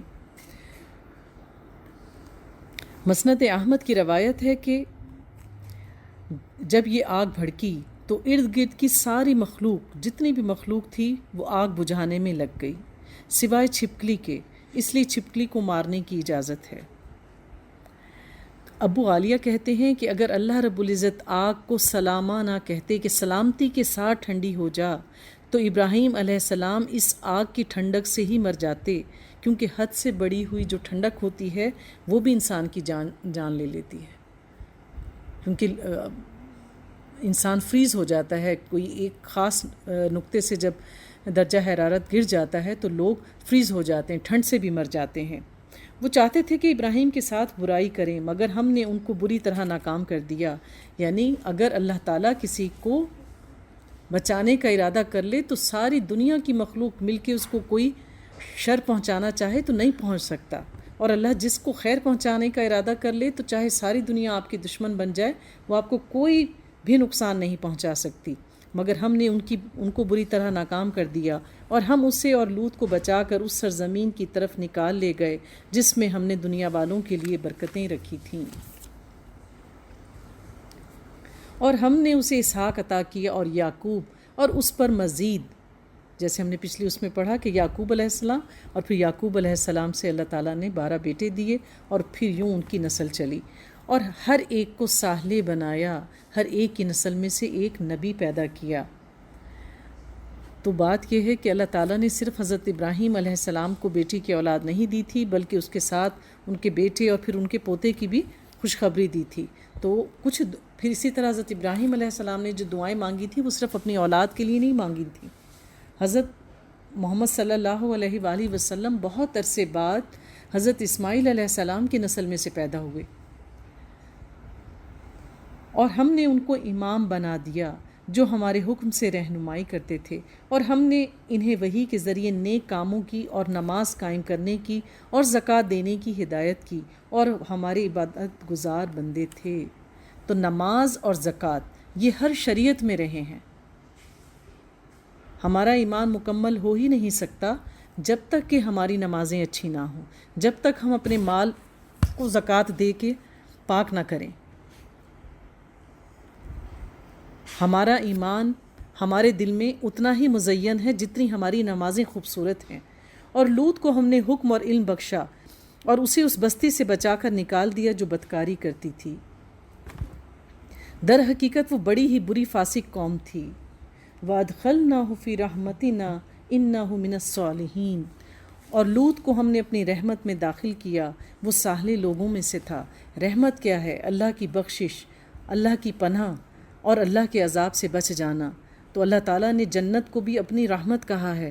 جو لوگ آگ سے بچا لیے جائیں گے وہی اللہ کی رحمت اور جنت میں داخل ہوں گے، اور یہی نعمت ہم نے نوح کو دی، یعنی ان کو بھی بچایا اور ان کے ماننے والوں کو بھی بچایا۔ یاد کرو جب کہ ان سے پہلے اس نے ہمیں پکارا تھا، ہم نے اس کی دعا قبول کی اور اسے اور اس کے گھر والوں کو کرب عظیم سے نجات دی، اور اس قوم کے مقابلے میں اس کی مدد کی جس نے ہماری آیات کو جھٹلا دیا تھا۔ وہ بڑے برے ہی لوگ تھے، پس ہم نے ان سب کو غرق کر دیا۔ یعنی ہر دور میں اللہ تعالیٰ نے برائی کو مٹایا اور نیکی کو ہمیشہ سرخرو کیا، اور اسی نعمت سے ہم نے داؤد علیہ السلام اور سلیمان کو سرفراز کیا، اپنے 2 عظیم المرتبت انبیاء جن پر اللہ تعالیٰ نے اس دنیا میں بہترین نعمتوں سے نوازا تھا، حضرت داؤد علیہ السلام اور پھر ان کے بیٹے حضرت سلیمان علیہ السلام کو۔ ان کو حکمت بھی دی تھی، بادشاہت بھی دی تھی، نبوت بھی دی تھی، علم بھی دیا تھا، اور پھر اللہ تعالیٰ نے ہواؤں کو اور جنات کو ان کے لیے مسخر کر دیا تھا۔ تو حضرت سلیمان علیہ السلام بہت خوبصورت دعا فرمایا کرتے تھے، ربی اوزینی ان اشکروک نعمتک التی انعمت علی وعلی والدی وان اعمل صالحا ترضہ واصلح لی فی ذریتی وادخلنی برحمتک فی عبادک الصالحین۔ یہ انتہائی جامع اور مجرب دعا ہے۔ ہمیں چاہیے کہ ہم اس دعا کو یاد کریں اور اس کو اپنی نمازوں اور سجدوں کا حصہ بنائیں۔ یاد کرو وہ موقع جب کہ وہ دونوں ایک کھیت کے مقدمے میں فیصلہ کر رہے تھے جس میں رات کے وقت دوسرے لوگوں کی بکریاں پھیل گئی تھیں اور ہم ان کی عدالت خود دیکھ رہے تھے۔ اس وقت ہم نے صحیح فیصلہ سلیمان علیہ السلام کو سمجھا دیا، حالانکہ حکم اور علم ہم نے دونوں کو ہی عطا کیا تھا۔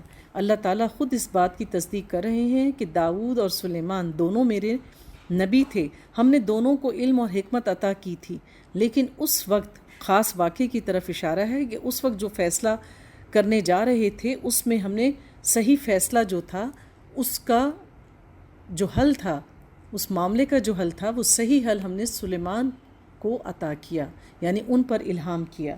واقعہ کچھ یوں تھا کہ حضرت داؤد علیہ السلام کے دور میں جس وقت وہ انبیاء ہوا کرتے تھے تو اس دور کے لوگ جو تھے وہ اپنے معاملات کا فیصلہ بھی، یعنی عدالت بھی وہی لگایا کرتے تھے، اپنے معاملات کے فیصلے اپنے نبیوں کے پاس ہی لے کر آیا کرتے تھے۔ تو ایک شخص کی بکریوں نے کسی شخص کے کھیت میں جا کے اس کا کھیت اجاڑ ڈالا۔ وہ شخص اپنا مقدمہ لے کے آپ کی خدمت میں آیا اور کہا کہ اس کی بکریوں نے میری ساری فصل اجاڑ دی۔ تو حضرت داؤد علیہ السلام نے کہا کہ ٹھیک ہے، اب بدلے میں تم اس کی ساری بکریاں لے لو۔ اسی دوران حضرت سلیمان علیہ السلام وہاں آ موجود ہوئے اور انہوں نے یہ ساری بات سنی۔ تو آپ نے کہا کہ میں سمجھتا ہوں کہ اس معاملے کا فیصلہ اس طرح کر لیا جائے کہ یہ اس شخص کو موقع دیا جائے کہ جس کا کھیت خراب ہوا ہے وہ اس میں کام کرے اور اس کے کھیت کو دوبارہ سے صحیح کرے، اور جب اس میں فصل تیار ہو جائے تو اس کا تیار کھیت اس کو لوٹا دے، اور جب تک وہ کھیت تیار ہو اس دوران اس کی بکریوں سے فائدہ وہ شخص اٹھائے گا جس کا وہ کھیت تھا۔ تو یوں اس وقت حضرت سلیمان کا فیصلہ جو تھا وہ زیادہ بہتر تھا، اور پھر اسی طرح سے اس معاملے کا فیصلہ کر دیا گیا۔ اس مثال کے ذریعے ہمیں یہ بات سمجھائی جا رہی ہے کہ ایک ہی چیز کو دو لوگ دو مختلف نظروں سے بھی دیکھ سکتے ہیں، اور ایک ہی چیز کے دو مناسب حل بھی ہو سکتے ہیں۔ پھر جس طرف لوگوں کی زیادہ اکثریت فیصلہ کر دے ہمیں وہ معاملہ طے کر لینا چاہیے۔ جیسے نبی پاک صلی اللہ علیہ وآلہ وسلم جب کسی غزوے کی تیاری کرتے تو پھر آپ سب سے رائے لیا کرتے تھے کہ ہم شہر کے اندر رہ کے جنگ لڑائی کریں یا شہر سے باہر جا کر، اسی طرح سے کب شروع کرنی چاہیے یا کیا اس کے لیے اسباب اختیار کرنے چاہیے، تمام معاملات میں آپ مشورہ لیا کرتے تھے۔ تو بات یہ ہے کہ کوئی عقل کی بات، کوئی بہتر بات کوئی کم عمر شخص بھی کر سکتا ہے اور کم علم شخص بھی کر سکتا ہے، لیکن ہمیں بات سب کی سننی چاہیے اور فیصلہ جو ہے پھر صحیح کرنا چاہیے سب کی رائے کے مطابق۔ پھر اللہ تعالیٰ فرماتے ہیں وَسَخَّرْنَا مَعَ دَاوُودَ الْجِبَالَ يُسَبِّحْنَ وَالطَّيْرَ، داؤد کے ساتھ ہم نے پہاڑوں اور پرندوں کو مسخر کر دیا تھا جو تسبیح کرتے تھے، یعنی داؤد علیہ السلام خود بھی تسبیح کرتے تھے اللہ تعالیٰ کی، اور ان کے ساتھ پہاڑ اور پرندے بھی تسبیح کیا کرتے تھے۔ اللہ تعالیٰ نے داؤد علیہ السلام کو انتہائی خوبصورت آواز عطا کی تھی۔ اس فعل کے کرنے والے ہم ہی تھے، اور ہم نے اس کو تمہارے فائدے کے لیے ذرہ بنانے کی صنعت سکھا دی تھی۔ اللہ تعالیٰ نے ہر نبی کو کوئی نہ کوئی معجزہ دیا، اور بعض کو بعض پر فضیلت دی، یعنی بعض انبیاء کو وہ صفات دیں جو کسی پھر اور کو نہیں دیں۔ اس میں سے ایک صفت حضرت داؤد علیہ السلام کی تھی، جن کے لیے اللہ تعالیٰ نے لوہے کو مسخر کر دیا۔ لوہا ان کے ہاتھ میں آ کر موم کی طرح ہو جاتا تھا، اور آپ ہی نے زرہ کی سب سے پہلے لوہے کی زرہ بنائی۔ اللہ تعالیٰ نے وحی کے ذریعے زرہ بنانے کو آپ پر الہام کیا۔ نبی پاک صلی اللہ علیہ وآلہ وسلم نے فرمایا کہ تم لوگ جو اللہ کی تحلیل کرتے ہو، یعنی تسبیح کرتے ہو، تحلیل کرتے ہو، وہ الفاظ اللہ کے عرش کے گرد گردش کرتے ہیں۔ یعنی جو تسبیح بھی ہم اللہ کی بیان کرتے ہیں، یعنی جو بھی نیک عمل کیا جاتا ہے، جو بھی نیک عبادت کی جاتی ہے، وہ اوپر کی طرف اٹھتی ہے، حتیٰ کہ اپنے اخلاص کی وجہ سے اللہ کے عرش تک پہنچ جاتی ہے، اور پھر وہ الفاظ جو ہیں بھنبھناہٹ کی شکل میں اللہ کے عرش کے گرد گھومتے ہیں، اور پھر وہ سارا عرش جو ہے اللہ تعالیٰ کا اور ساتوں آسمان کے اوپر کا تمام جگہ ہمارے اس ذکر سے گونج اٹھتی ہے۔ تو سوچئے اللہ کے نزدیک پھر اس کی کتنی قدر و منزلت ہوگی۔ پھر اللہ فرماتے ہیں تاکہ تم کو ایک دوسرے کی مار سے بچائے، پھر کیا تم شکر گزار ہو؟ اور سلیمان کے لیے ہم نے تیز ہوا کو مسخر کر دیا تھا جو اس کے حکم سے اس سرزمین کی طرف چلتی تھی جس میں ہم نے برکتیں رکھی تھیں۔ ہم ہر چیز کا علم رکھنے والے تھے۔ اللہ تعالیٰ نے سلیمان علیہ السلام کو ہوا پہ کنٹرول دیا تھا۔ آپ کے حکم سے ہوا اسی رخ پہ چل پڑتی تھی جس طرف آپ سفر کرنا چاہتے تھے۔ آپ ہوا کو حکم دیتے اور اپنے تمام لاؤ لشکر کے ساتھ، جس میں جنات بھی ہوتے تھے، ہاتھی بھی، گھوڑے بھی، اور ہر طرح کے اسباب، وہ سب کے سب ہوا کے بل پر اڑ کر چلے جایا کرتے تھے۔ اور اسی انہی واقعات سے متاثر ہو کے اس قسم کے بچوں کی مختلف قسم کی آپ نے دیکھا ہوگا کہ کہانیاں لکھی گئیں جس میں ہوتا تھا کہ ایک اڑنے والا قالین تھا اور اس طرح کا تھا، تو لگتا ہے کہ وہ اسی سے متاثر ہو کر بنائی گئیں۔ پھر اللہ تعالیٰ فرماتے ہیں اور شیاطین میں سے ہم نے ایسے بہت سوں کو اس کا تابع بنا دیا تھا جو اس کے لیے غوطہ لگاتے اور اس کے سوا دوسرے کام کرتے تھے، ان سب کے نگران ہم ہی تھے۔ اور اس کے علاوہ اللہ تعالیٰ نے جنات جیسی بڑی مخلوق کو ان کے تابع کر دیا تھا، جن سے حضرت سلیمان علیہ السلام حکم دیتے تھے، ان کے کہنے پر بڑی بڑی عمارتیں اور قلعے بنایا کرتے تھے، اور پھر انہیں جنات کو حکم دیا کرتے تھے جو سمندر کی تہہ سے موتی اور دیگر قیمتی پتھر ان کے لیے نکال کر لایا کرتے تھے۔ پھر اللہ تعالیٰ فرماتے ہیں وَأَيُّوبَ إِذْ نَادَى رَبَّهُ أَنِّي مَسَّنِيَ الضُّرُّ وَأَنْتَ أَرْحَمُ الرَّاحِمِينَ۔ میں نے جیسے آپ کو پہلے کہا کہ یہ سورۃ الانبیاء ہے اور اس میں مختصر مختلف انبیاء کا ذکر کیا گیا ہے اور ان کے بارے میں، ان کی صفات اور ان کے علم کے بارے میں بتایا گیا ہے۔ اب آگے ذکر حضرت ایوب علیہ السلام کا ہے، جن کے صبر کی مثالیں دی جاتی ہیں کہ ایوب، اور یہی ہوشمندی، حکم اور علم کی نعمت ہم نے ایوب کو دی تھی۔ یاد کرو جب کہ اس نے اپنے رب کو پکارا کہ مجھے بیماری لگ گئی ہے اور تو ارحم الراحمین ہے، سب سے بڑھ کر رحم کرنے والا ہے۔ حضرت ایوب علیہ السلام 18 سال تک بیمار رہے اور پھر آپ نے اپنے رب سے کہا کہ اے اللہ مجھے تکلیف پہنچی ہے، بیماری لگی ہے اور تجھ سے بڑھ کر مجھ پر کون رحم کرے گا؟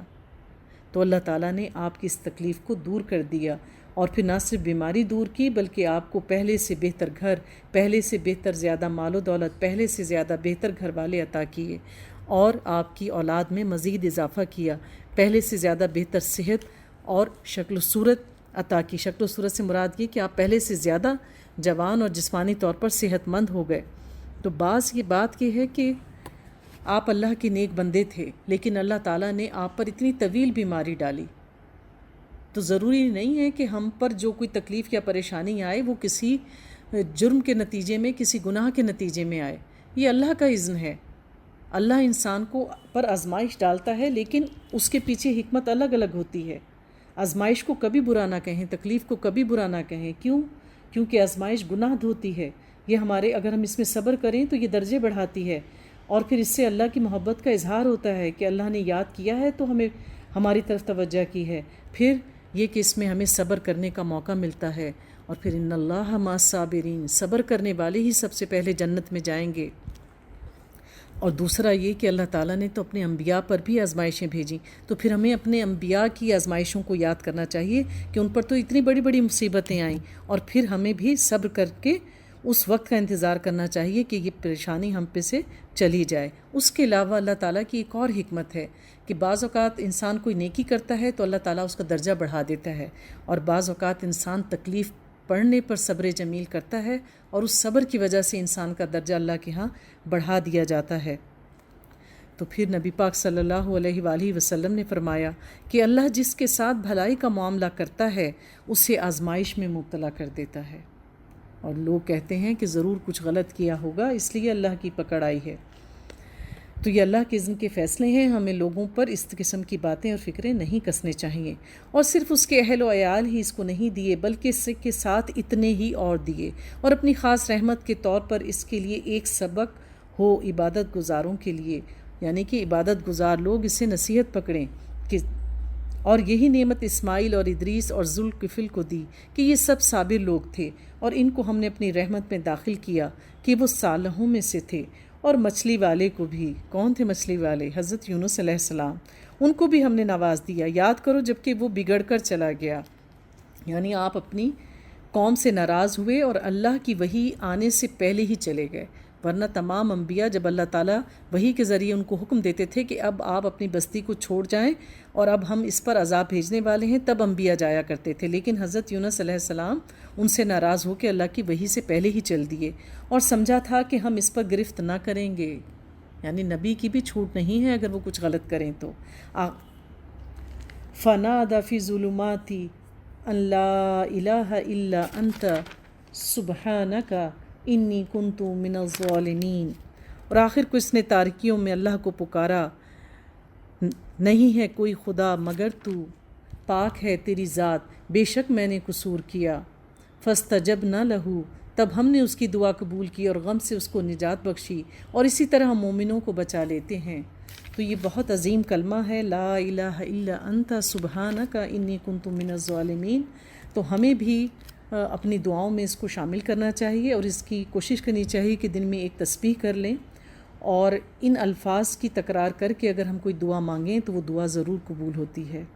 اور ہر وہ دعا جو کسی نبی نے مانگی ہے وہ قبول ہونے والی دعائیں ہیں، کیونکہ جتنی جامع دعا انبیاء کر سکتے تھے، کیونکہ اللہ نے ان کو بہترین علم دیا تھا، تو ہمیں ان کی دعائیں یاد کرنی چاہیے اور اس کے ذریعے سے اپنے رب سے دعا کرنی چاہیے۔ تو پھر اللہ تعالیٰ فرماتے ہیں اسی طرح ہم مومنوں کو بچا لیتے ہیں۔ وَزَكَرِيَّا إِذْ نَادَى رَبَّهُ رَبِّ لَا تَذَرْنِي فَرْدًا وَأَنْتَ خَيْرُ الْوَارِثِينَ، ایک اور مسنون دعا جو حضرت زکریا علیہ السلام نے کی۔ کہا جاتا ہے کہ جن کے ہاں اولاد نہ ہو تو انہیں چاہیے کہ وہ اس دعا کو پڑھیں، تو اللہ تعالیٰ ضرور اپنی رحمت میں داخل کرتے ہیں اور ان کو نوازتے ہیں۔ اے پروردگار مجھے اکیلا نہ چھوڑ، وہ بہترین وارث تو ہی ہے۔ بس ہم نے اس کی دعا قبول کی اور اسے یحییٰ عطا کیا، اور اس کی بیوی کو اس کے لیے درست کر دیا۔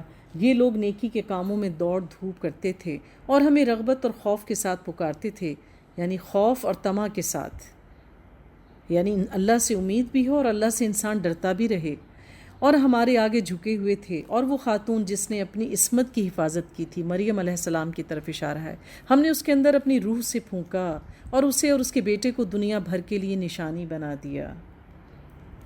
ان ھذہ امتکم امۃ واحدہ، یہ تمہاری امت حقیقت میں ایک ہی امت ہے۔ اللہ تعالیٰ کہتے ہیں ہم نے جب تم سب کو پیدا کیا، تمہاری روحوں کو پیدا کیا، تو سب کو ایک ہی دین پہ یعنی توحید پر پیدا کیا تھا۔ ہم سب کی روحوں نے وعدہ الست دیا تھا اللہ تعالیٰ کو کہ اے رب ہم صرف تیری ہی عبادت کریں گے اور تیرے ساتھ کسی کو شریک نہیں ٹھہرائیں گے، اور میں تمہارا رب ہوں، پس تم میری ہی عبادت کرو۔ مگر یہ لوگوں کی کارستانی ہے کہ انہوں نے آپس میں اپنے دین کو ٹکڑے ٹکڑے کر ڈالا، مگر کوئی یہودی بن گیا اور کوئی عیسائی۔ سب کو ہماری طرف پلٹنا ہے۔ پھر جو نیک عمل کرے گا اس حال میں کہ وہ مومن ہو، یعنی نیک عمل کرے لیکن ساتھ ساتھ کیا شرط ہے کہ وہ مومن بھی ہو، تو اس کے کام کی ناقدری نہیں ہوگی۔ اس بات کا یقین جان لیں کہ جو کفر کرے گا، بدعت کرے گا، اللہ کو چھوڑ کر کسی اور کو اپنا مددگار سمجھے گا، تو ان کے اعمال ضائع ہو جائیں گے، خواہ انہوں نے کتنی ہی نیکیاں کیوں نہ کی ہوں۔ اور اسے ہم لکھ رہے ہیں، اور ممکن ہے کہ جس بستی کو ہم نے ہلاک کر دیا ہو وہ پھر پلٹ سکے، یعنی یہ ممکن ہی نہیں، جو اس دنیا سے ایک دفعہ چلا گیا وہ واپس نہیں آ سکتا، یہاں تک کہ جب یاجوج و ماجوج کھول دیے جائیں گے۔ قیامت بس آنے ہی والی ہوگی۔ یاجوج ماجوج کا کھول دیا جانا، ان کا اس دنیا میں ظاہر ہو جانا، قیامت کی آنے والی نشانیوں میں سے ایک بڑی نشانی ہوگی۔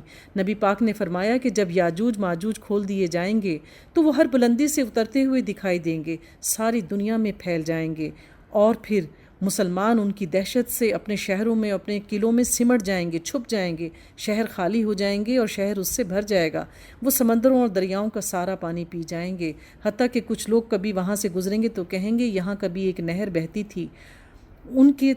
ان کی تباہی سے لوگ گڑ گڑا کر اللہ سے مدد مانگیں گے۔ پھر اللہ تعالیٰ آسمان سے یاجوج ماجوج کو ختم کرنے کے لیے ان کی گردن میں کیڑے کی بیماری ڈال دیں گے، جس سے وہ سب مر جائیں گے، اور وہ زمین ان کی لاشوں سے بھر جائے گی۔ پھر حضرت عیسیٰ اور ان کے ساتھی ایک پہاڑی کی چوٹی سے اتر کے نیچے آئیں گے اور اس گندگی کو دیکھ کے اللہ سے دعا کریں گے، اور پھر اللہ تعالیٰ آپ کی دعا کے جواب میں اللہ آسمان سے بارش برسائیں گے اور سب کچھ زمین سے صاف ہو جائے گا، اور پھر ان کی لاشوں کو لمبی گردن والے پرندے اٹھا کر کہیں دور پھینک دیں گے اللہ کے اذن سے۔ اور وعدہ برحق کے پورا ہونے کا وقت قریب آ لگے گا، قیامت کی نشانی۔ تو یکا یک ان لوگوں کے دیدے پھٹے کے پھٹے رہ جائیں گے، آنکھیں پھٹی کی پھٹی رہ جائیں گی، قیامت اتنی سخت ہے۔ جنہوں نے کفر کیا تھا کہیں گے ہائے ہماری کم بختی، ہم اس چیز کی طرف سے غفلت میں پڑے ہوئے تھے۔ یعنی بعض اوقات ہم دیکھتے ہیں مجھے کیا پتہ تھا کہ یہ فوت ہو جائے گا، مجھے کیا پتہ تھا کہ وہ مر جائے گا، اس طرح کے الفاظ کہے جاتے ہیں۔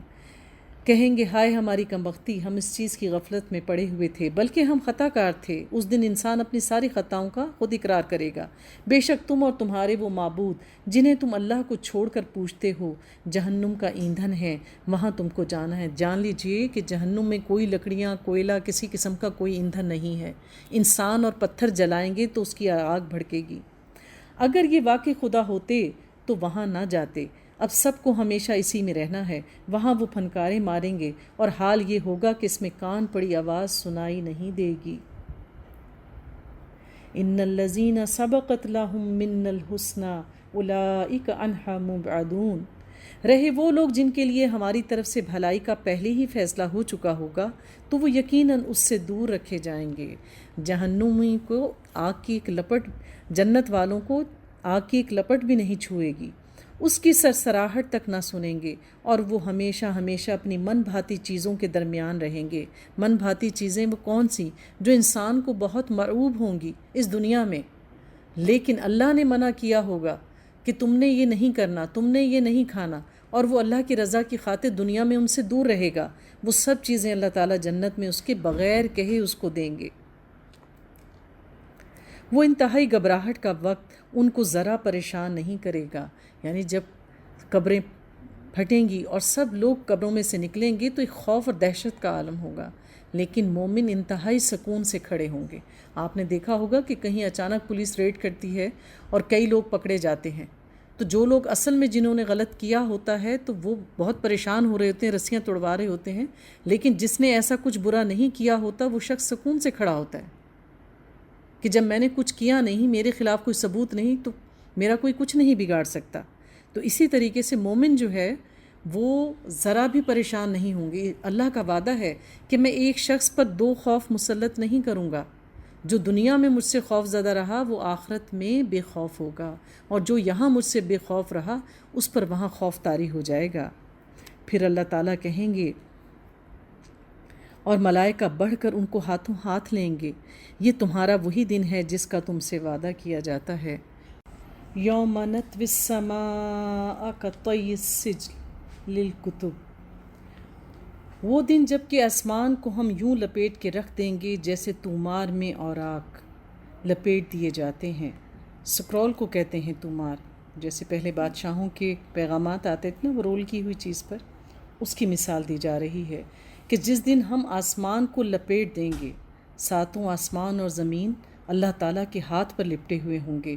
جس طرح پہلے ہم نے تخلیق کی ابتدا کی تھی اسی طرح ہم پھر اس کا اعادہ کریں گے۔ انسان کی طرف اشارہ ہے کہ جس طرح انسان برہنہ پیدا ہوا اسی طریقے سے ہم انسان کو اسی حالت میں لے آئیں گے۔ یہ ایک وعدہ ہے ہمارے ذمے، اور یہ کام ہمیں بہرحال کرنا ہے۔ اسی طرح زمین اور آسمان کچھ بھی نہیں تھا، سب ختم ہو جائیں گے اس دن۔ اور زبور میں ہم نصیحت کے بعد یہ لکھ چکے ہیں کہ زمین کے وارث ہمارے نیک بندے ہوں گے۔ اس میں ایک بڑی خبر ہے عبادت گزاروں کے لیے۔ تو بات یہ ہے کہ اللہ تعالیٰ اپنا وارث نیک لوگوں کو کہتے ہیں، اے نبی ہم نے تو تم کو دنیا والوں کے لیے رحمت بنا کر بھیجا ہے، ان سے کہو میرے پاس جو وحی آتی ہے وہ یہ ہے کہ تمہارا خدا صرف ایک خدا ہے، پھر کیا تم میری سر اطاعت جھکاتے ہو؟ کیا تم سر اطاعت جھکاتے ہو؟ یعنی بار بار اللہ توحید کی وحی دے دے کے بھیجتے ہیں کہ صرف ایک خدا کی عبادت کرو۔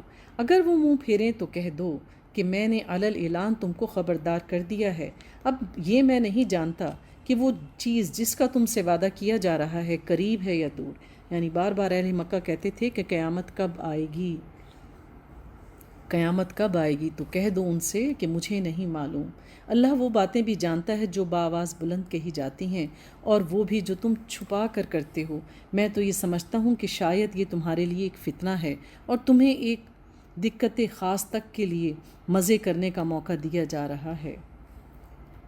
قل رب احکم بالحق وربنا الرحمن المستعان علی ما تصفون، آخر کار رسول نے کہا اے میرے رب حق کے ساتھ فیصلہ کر دے، اور لوگوں کو جو تم باتیں بناتے ہو ان کے مقابلے میں ہمارا رب رحمان ہی ہمارے لیے مدد کا سہارا ہے۔ سورۃ الحج۔ اعوذ باللہ من الشیطان الرجیم، بسم اللہ الرحمن الرحیم، یا ایہا الناس اتقوا ربکم ان زلزلۃ الساعۃ شیء عظیم يوم ترونها تذهل كل مرضعة عما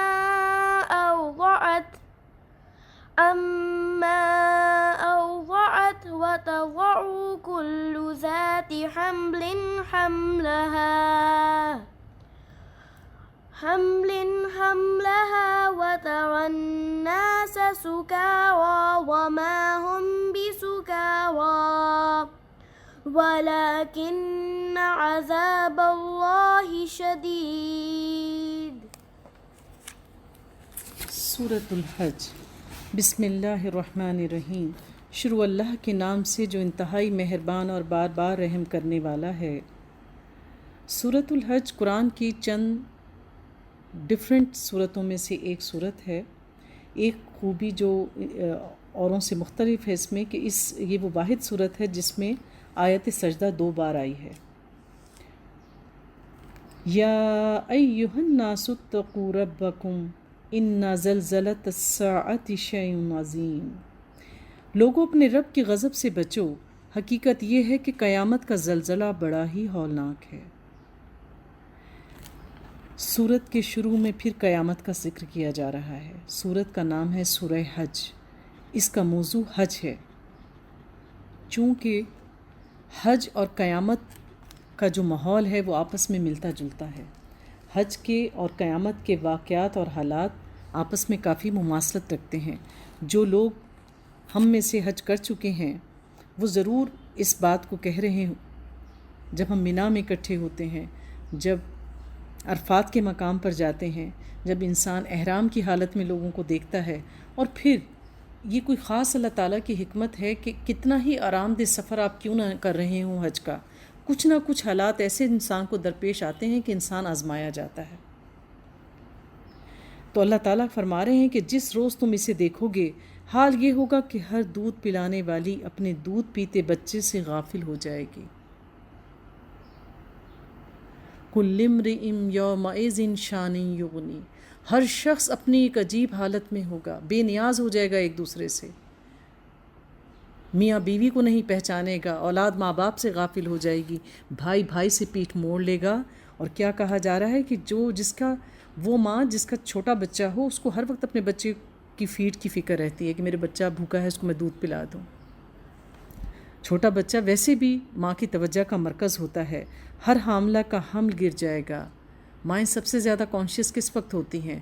اگر وہ پریگننٹ ہوں تو بیٹھنے میں، اٹھنے میں، کھانے میں، پینے میں، سونے میں، ہر چیز میں وہ اپنی پریگننسی کا خیال رکھتی ہیں کہ ہونے والے بچے کو کوئی نقصان نہ ہو جائے، اور وہ اتنی خوفناک وقت ہوگا کہ حاملہ کا حمل گر جائے گا اور لوگ تم کو مدہوش نظر آئیں گے، یعنی اس کی سختی دیکھ کے لگے گا لوگوں پہ غش طاری ہو گیا ہے، حالانکہ وہ نشے میں نہیں ہوں گے بلکہ اللہ کا عذاب ہی کچھ ایسا سخت ہوگا۔ بعض لوگ ایسے ہیں جو علم کے بغیر اللہ کے بارے میں بحث کرتے ہیں اور ہر شیطان سرکش کی پیروی کرنے لگتے ہیں، حالانکہ اس کے تو نصیب ہی میں یہ لکھا ہے، یعنی شیطان کے تو نصیب میں لکھ دیا گیا کہ وہ رحمت سے دور ہے اور جہنم میں جانے والا ہے، کہ جو اس کو دوست بنائے گا اسے وہ گمراہ کر کے چھوڑے گا اور عذاب جہنم کا رستہ دکھائے گا۔ لوگو، اگر تمہیں زندگی کے بعد موت کے بارے میں کچھ شک ہے تو تمہیں معلوم ہو کہ ہم نے تم کو مٹی سے پیدا کیا ہے، پھر نطفے سے، پھر خون کے لوتھڑے سے، یعنی انسان کے ماں کے رحم میں بڑھنے کی اس کے پروسیس کا پوری ایک ڈیٹیل بتائی گئی ہے۔ یہ آج سے 1400-1500 سال پہلے کی کتاب ہے جس کو وحی کے ذریعے اللہ تعالیٰ نے یہ تمام حقیقت کھولی، اور جس کو اب سے کچھ ہی سالوں پہلے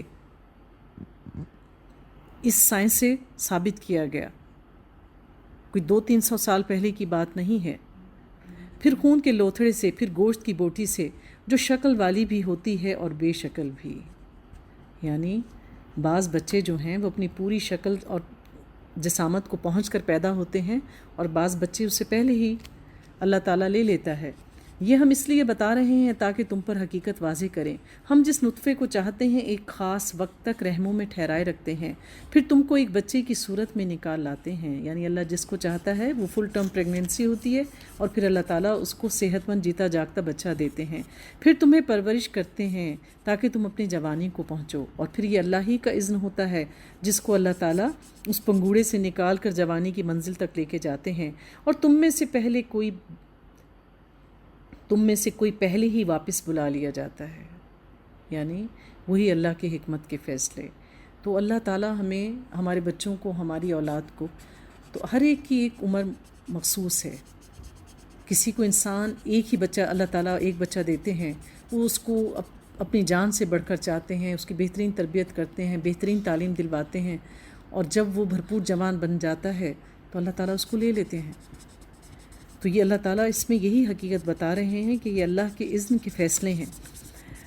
پھر اللہ تعالیٰ فرماتے ہیں اور تم میں سے کوئی پہلے ہی واپس بلا لیا جاتا ہے، اور کوئی بدترین عمر کی طرف پھیر دیا جاتا ہے۔ کسی کو بچپن میں، کبھی پیدا ہونے سے پہلے ابارٹ ہو گیا، کوئی جوانی میں چلا گیا، اور کوئی بہت بڑی عمر تک جاتا ہے، تاکہ سب کچھ جاننے کے بعد پھر کچھ نہ جانے، یعنی بڑھاپے میں انسان اپنی عقل سے دور ہو جاتا ہے۔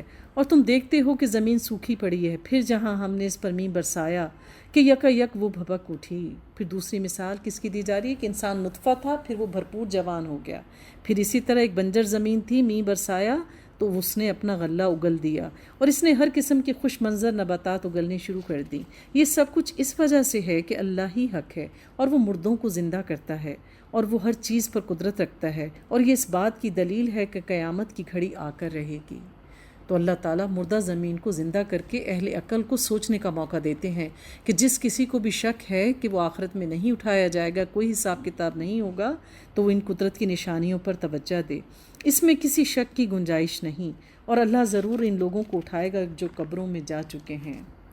وَمِنَ النَّاسِ مَن يُجَادِلُ فِي اللَّهِ بِغَيْرِ علم، اور بعض اور لوگ ایسے ہیں جو کسی بھی علم اور ہدایت کی روشنی کے بغیر اور کتاب کے علم کے بغیر گردن اکڑائے ہوئے خدا کے بارے میں جھگڑتے ہیں، تاکہ لوگوں کو راہ خدا سے بھٹکا دیں۔ یعنی لوگوں کو اللہ کی کتاب کا علم نہیں ہوتا، اور وہ خواہ مخواہ کے جھوٹے فتوے دینے لگتے ہیں، خود بھی گمراہ ہوتے ہیں اور دوسروں کو بھی گمراہ کرتے ہیں۔ ایسے شخص کے لیے دنیا میں رسوائی ہے، اور قیامت کے روز اس کو ہم آگ کے عذاب میں مزہ چکھائیں گے۔ یہ ہے تیرا وہ مستقبل جو تیرے اپنے ہاتھوں نے تیرے لیے تیار کیا ہے۔ یعنی انسان اپنے برے اعمال کی وجہ سے جہنم میں جائے گا، ورنہ اللہ اپنے بندوں پر ظلم کرنے والا نہیں تھا۔ وَمِنَ النَّاسِ مَن يَعْبُدُ اللَّهَ عَلَى حَرْفٍ، ایک اور مثال، اور لوگوں میں سے کوئی ایسا ہے جو کنارے پر رہ کے اللہ کی بندگی کرتا ہے۔ اللہ تعالیٰ کہتے ہیں کہ اللہ کے دین میں پورے کے پورے داخل ہو جاؤ، دین کے کناروں پر نہ رہو۔ یعنی جب کوئی شخص اللہ کے دین اسلام میں داخل ہو تو وہ پھر پورا کا پورا داخل ہو، آدھا تیتر آدھا بٹیر نہ ہو کہ کچھ دنیا کے بن جائیں اور کچھ اللہ کے۔ اللہ کو ایسی غلامی پسند نہیں ہے، غلام تو بس ایک کا ہوتا ہے، وہ سب کا نہیں ہوتا، وہ ایک ہی کی بندگی کرتا ہے۔ اگر فائدہ ہوا تو مطمئن ہو گیا، اور جو کوئی مصیبت آ گئی تو الٹا پھر گیا۔ یعنی اگر دین کی محفلوں سے فائدہ مل رہا ہے، لوگوں میں ذرا نیکی کے چرچے ہو رہے ہیں تو وہاں چلے جاؤ، اور اگر ایسے دوستوں نے بلا لیا جہاں دنیاوی شور و غوغا ہے تو وہاں چلے جاؤ اور ان جیسا ثابت کرو تاکہ کل کو ان سے کوئی فائدہ اٹھا سکو۔ اللہ کو ایسی روش پسند نہیں۔ اس کی دنیا بھی گئی اور آخرت بھی، یہ ہے صریح خسارہ۔ پھر وہ اللہ کو چھوڑ کر ان کو پکارتا ہے جو نہ اس کو نقصان پہنچا سکتے ہیں نہ فائدہ۔ گمراہی کی انتہا۔ اللہ کے نزدیک دو ہی رنگ ہیں، سیاہ یا سفید، یا کافر ہوگا یا مومن ہوگا۔ منافق تو اس سے بھی بدتر ہے، جن کا نقصان ان کے نفع سے قریب تر ہے۔ بدترین ہے اس کا مولا اور بدترین ہے اس کا رفیق۔ اس کے برعکس اللہ ان لوگوں کو جو ایمان لائے اور جنہوں نے نیک عمل کیے یقیناً ایسی جنتوں میں داخل کرے گا جن کے نیچے نہریں بہہ رہی ہوں گی۔ ان اللہ یفعل ما یرید، اللہ جو چاہتا ہے سو کرتا ہے۔ جو شخص یہ گمان رکھتا ہو کہ اللہ دنیا اور آخرت میں اس کی کوئی مدد نہ کرے گا، اسے چاہیے کہ ایک رسی کے ذریعے آسمان تک پہنچ جا اور پہنچ کر شگاف لگائے، پھر دیکھ لے کہ آیا اس کی تدبیر کسی ایسی چیز کو رد کر سکتی ہے جو اس کو ناگوار ہو۔ یعنی بعض اوقات انسان اسباب اختیار کرتا ہے، دعا بھی کرتا ہے، لیکن نتیجہ اس کی خواہش کے مطابق نہیں ہوتا۔ تو اللہ تعالیٰ کہتے ہیں کہ اگر تم اللہ کی رضا میں راضی نہیں تو پھر کسی رسی کے ذریعے، کسی سیڑھی کے ذریعے آسمان پر جاؤ اور پھر اس میں ایک شگاف پیدا کرو اور دیکھو کہ کوئی ایسا چیز ہے تمہارے پاس جو اللہ تعالیٰ کی اس لکھی ہوئی تقدیر کو پھیر سکے۔ ایسا ہرگز نہیں کر سکتا کوئی شخص، اس لیے ہمیں اللہ کی رضا میں راضی رہنا چاہیے۔ وَكَذَلِكَ أَنزَلْنَاهُ آيَاتٍ بَيِّنَاتٍ، وَأَنَّ اللَّهَ يَهْدِي مَن يُرِيدُ۔ ایسی ہی کھلی کھلی باتوں کے ساتھ ہم نے اس قرآن کو نازل کیا ہے، اور ہدایت اللہ تو جسے چاہتا ہے اسے دیتا ہے۔ تو بات یہ ہے کہ ہدایت اللہ ہی کی طرف سے ملتی ہے اور اللہ ہی کی توفیق سے ملتی ہے، تو ہمیں اپنی دعاؤں میں اللہ تعالیٰ سے کثرت سے ہدایت مانگنی چاہیے، کیونکہ رزق، اولاد، دولت، یہ سب چیزیں اللہ نے ہماری تقدیر میں لکھی ہوئی ہیں۔ ہمارے حلق سے جتنے لقمے اترنے ہیں وہ طے شدہ ہیں، گنے ہوئے ہیں، کوئی ہم سے نہیں چھین سکتا۔ جتنی اولاد اللہ نے ہمیں دینی ہے وہ ضرور اللہ ہمیں عطا کرے گا۔ تو پھر ہدایت ایسی چیز ہے جو ہمیں اللہ تعالیٰ سے مانگنی چاہیے۔ جو لوگ ایمان لائے اور جو یہودی ہوئے اور جو صابی اور نصارہ، مجوس اور جن لوگوں نے شرک کیا، ان سب کے درمیان اللہ قیامت کے روز فیصلہ کر دے گا۔ ہر چیز اللہ کی نظر میں ہے، اللہ سب کچھ دیکھ رہا ہے اپنے علم کی وجہ سے۔ کیا تم دیکھتے نہیں ہو کہ اللہ کے آگے سربسجود ہیں وہ سب جو آسمانوں میں ہیں اور جو زمین میں ہیں، سورج اور چاند اور تارے، پہاڑ، درخت اور جانور، اور بہت سے انسان اور بہت سے وہ لوگ بھی جو عذاب کے مستحق ہو چکے ہیں۔ اور جسے اللہ ذلیل و خوار کر دے اسے پھر کوئی عزت دینے والا نہیں۔ اللہ کرتا ہے جو چاہتا ہے۔ ھذان خصمان اختصموا فی ربہم فالذین کفروا قطعت لہم ثیاب من النار۔ یہ دو فریق ہیں جن کے درمیان اپنے رب کے معاملے میں جھگڑا ہے۔ ان میں سے وہ لوگ جنہوں نے کفر کیا ان کے لیے آگ کے لباس کاٹے جا چکے ہیں، ان کے سروں پر کھولتا ہوا پانی ڈالا جائے گا جس سے ان کی کھالیں ہی نہیں پیٹ کے اندر کے حصے تک گل جائیں گے، اور ان کی خبر لینے کے لیے لوہے کے گرز ہوں گے۔ جب کبھی وہ گھبرا کر جہنم سے نکلنے کی کوشش کریں گے پھر اسی میں دھکیل دیے جائیں گے کہ چکھو اب جلنے کی سزا اور مزہ۔ اور دوسرے وہ لوگ جو ایمان لائے اور جنہوں نے نیک عمل کیے ان کو اللہ ایسی جنتوں میں داخل کرے گا جن کے نیچے نہریں بہہ رہی ہوں گی، وہاں وہ سونے کے کنگنوں اور موتیوں سے آراستہ کیے جائیں گے اور ان کے لباس ریشم کے ہوں گے، اور ان کو بات قبول کرنے کی ہدایت بخشی گئی اور انہیں خدائے تو وہ صفات کا راستہ دکھایا گیا۔ یعنی دو طرح کے لوگوں کی مثال بتائی گئی ہے، ایک وہ جو اللہ کے احکامات مانیں گے، دوسرے وہ جو اللہ کی حدوں کو توڑنے والے ہوں گے۔ حضرت علی، حضرت حمزہ رضی اللہ تعالیٰ عنہ اور حضرت عبیدہ بن حارث غزوہ بدر کے موقع پر یہ صحابہ نبی پاک صلی اللہ علیہ وسلم کے لشکر میں موجود تھے۔ اہل قریش کی طرف سے دو بھائی عتبہ، عتیبہ اور عتبہ کا بیٹا ولی، یہ قریش کے لشکر میں موجود تھے۔ جب یہ تینوں سامنے آئے تو نبی پاک صلی اللہ علیہ وآلہ وسلم نے حضرت علی، حضرت حمزہ اور حضرت عبیدہ کو ان تینوں کے مقابلے میں آگے بھیجا، اور ان تینوں صحابہ نے ان تینوں کو قتل کر دیا۔ یعنی اللہ تعالیٰ نے حق کے ذریعے باطل کو مٹا دیا۔ تو یہ ان دو کی طرف بھی ان کی مثال دی جاتی ہے کہ ان کا انجام آگ ہوا، وہ کفر میں مبتلا تھے، اور اللہ تعالیٰ نے اللہ کی خاطر لڑنے والوں کے لیے جنت کی بشارت دے دی۔ جن لوگوں نے کفر کیا اور جو اللہ کے راستے سے روک رہے ہیں اور اس مسجد حرام کی زیارت میں مانے ہیں جسے ہم نے سب لوگوں کے لیے بنایا ہے، جس میں مقامی باشندوں اور باہر سے آنے والوں کے حقوق برابر ہیں، ان کی روش یقیناً سزا کی مستحق ہے۔ اس مسجد حرام میں جو بھی سچائی سے ہٹ کر ظلم کا طریقہ اختیار کرے گا اسے ہم دردناک عذاب کا مزہ چکھائیں گے۔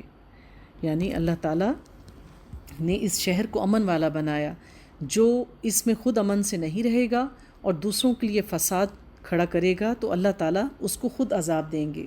یاد کرو وقت جب ہم نے ابراہیم کے لیے اس گھر یعنی خانہ کعبہ کی جگہ تجویز کی تھی، یعنی ابراہیم علیہ السلام کو اللہ نے حکم دیا تھا کہ اے ابراہیم اس جگہ اللہ کا گھر تعمیر کرو، اس ہدایت کے ساتھ کہ میرے ساتھ کسی چیز کو شریک نہ کرنا، اور میرے گھر کو طواف کرنے والوں اور رکوع اور سجود کرنے والوں کے لیے پاک رکھو۔ اس سے ہمیں پتہ چلتا ہے کہ ہمیں اللہ کے گھر کی ہمیں مسجدیں صرف تعمیر نہیں کرنی چاہیے بلکہ اس کو پاک صاف بھی رکھنا چاہیے، اور لوگوں کو حج کے لیے اذان عام دے دو۔ وَأَذِّن فِي النَّاسِ بِالْحَجِّ يَأْتُوكَ رِجَالًا وَعَلَىٰ كُلِّ ضَامِرٍ يَأْتِينَ مِنْ كُلِّ فَجٍّ عَمِيقٍ، کہ وہ تمہارے پاس ہر دور دراز مقام سے پیدل اور اونٹوں پر سوار آئیں گے۔ حضرت ابراہیم علیہ السلام کو جب اللہ تعالیٰ نے حکم دیا کہ میرا گھر تعمیر کرو، اور جب وہ بن گیا تو آپ کو کہا کہ اب آپ اذان دیں، بلائیں اللہ کے گھر کی طرف لوگوں کو حج کے لیے، تو حضرت ابراہیم علیہ السلام نے ارد گرد نگاہ ڈالی کہ یہ تو جنگل بیابان، یہاں تو کچھ ہے ہی نہیں، آبادی نہیں ہے، یہاں آئے گا کون؟ تو اللہ تعالیٰ نے کہا کہ پکارو، بھیجنے والا اللہ کی ذات ہے۔ آپ آج دیکھیے کہ کہاں کہاں سے لوگ کیسے کیسے حالوں میں آتے ہیں۔ یقین مانیں کہ بعض لوگوں کو دیکھ کے لگتا ہے کہ پتہ نہیں یہ اپنے گھروں میں ہوں تو 2 وقت کی روٹی بھی پیٹ بھر کے کھاتے ہوں گے کہ نہیں۔ ایسے لوگ بھی اللہ کے گھر میں حج کے لیے پہنچے ہوئے ہوتے ہیں۔ بعض لوگ جسمانی لحاظ سے اتنی استطاعت نہیں رکھتے، ان کو دیکھتے ہیں تو اللہ کی عظمت کا یقین آتا ہے کہ اللہ جس سے چاہتا ہے جو چاہے کام لیتا ہے۔ تو یہ اللہ کا وعدہ تھا کہ ہر دور دراز مقام سے پیدل اور اونٹوں پر سوار آئیں گے، اور اللہ نے اپنا وعدہ پورا کر دکھایا۔ ابن عباس فرماتے ہیں کہ لبیک اللہم لبیک حضرت ابراہیم علیہ السلام کی پکار کا جواب ہے۔ یہ جو اللہ تعالیٰ نے ہمیں مسنون دعا سکھائی ہے اور ہم اس میں احرام کی حالت میں پڑھتے ہیں حج کے دنوں میں، تو یہ حضرت ابراہیم علیہ السلام کی پکار کا جواب ہے۔ دیکھیں جو یہاں ان کے لیے رکھے گئے ہیں، اور چند مقررہ دنوں میں ان جانوروں پر اللہ کا نام لیں جو اس نے انہیں بخشے ہیں، خود بھی کھائیں، تنگ دست محتاج کو بھی دیں۔ پھر ایک اسلوب بتایا جا رہا ہے حج کے دنوں کا، جو ہم جانور کی قربانی کرتے ہیں، سنت ابراہیمی پر عمل کرتے ہیں کہ ان کو وہاں جا کے قربان کریں اور پھر خود بھی کھائیں اور محتاج لوگوں کو بھی دیں۔ پھر اپنا میل کچیل دور کر دیں، یعنی کہ اپنا احرام قربانی سے پہلے نہیں کھولا جا سکتا، اور اپنی نظریں پوری کریں اور اس قدیم گھر کا طواف کریں۔ اس کے بعد پھر طواف زیارہ کا ذکر کیا گیا ہے۔ یہ تھا تعمیر کعبہ کا مقصد، اور جو کوئی اللہ کی قائم کردہ حرمتوں کا احترام کرے تو یہ اس کے رب کے نزدیک خود اسی کے لیے بہتر ہے۔ پھر اللہ فرماتے ہیں وَأُحِلَّتْ لَكُمُ الْأَنْعَامُ إِلَّا مَا يُتْلَى عَلَيْكُمْ فَاجْتَنِبُوا الرِّجْسَ، اور تمہارے لیے مویشی جانور ہلاک کیے گئے ما سوائے ان چیزوں کے جو تمہیں بتائی جا چکی ہیں، جو ہم نے پچھلے پاروں میں پڑھ لیں۔ بس بتوں کی گندگی سے بچو، جھوٹی باتوں سے پرہیز کرو۔ بت کیا ہے؟ شرک ہے، شرک سے بچو، جھوٹی باتوں سے پرہیز کرو۔ یعنی جھوٹ جو ہے، بعض لوگوں کو جھوٹ کی عادت پڑ جاتی ہے، جھوٹ گناہ کبیرہ میں سے ہے۔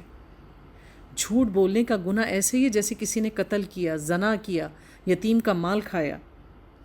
یکسو ہو کر اللہ کے بندے بنو، اس کے ساتھ کسی کو شریک نہ کرو، اور جو کوئی اللہ کے ساتھ شرک کرے تو گویا وہ آسمان سے گر گیا، یعنی پستی میں چلا گیا، پھر اس کو کوئی بچانے والا نہیں۔ آپ بتائیں نا، کوئی اگر آسمان جیسی اونچائی سے گر جائے اس کا کچھ بچتا ہے؟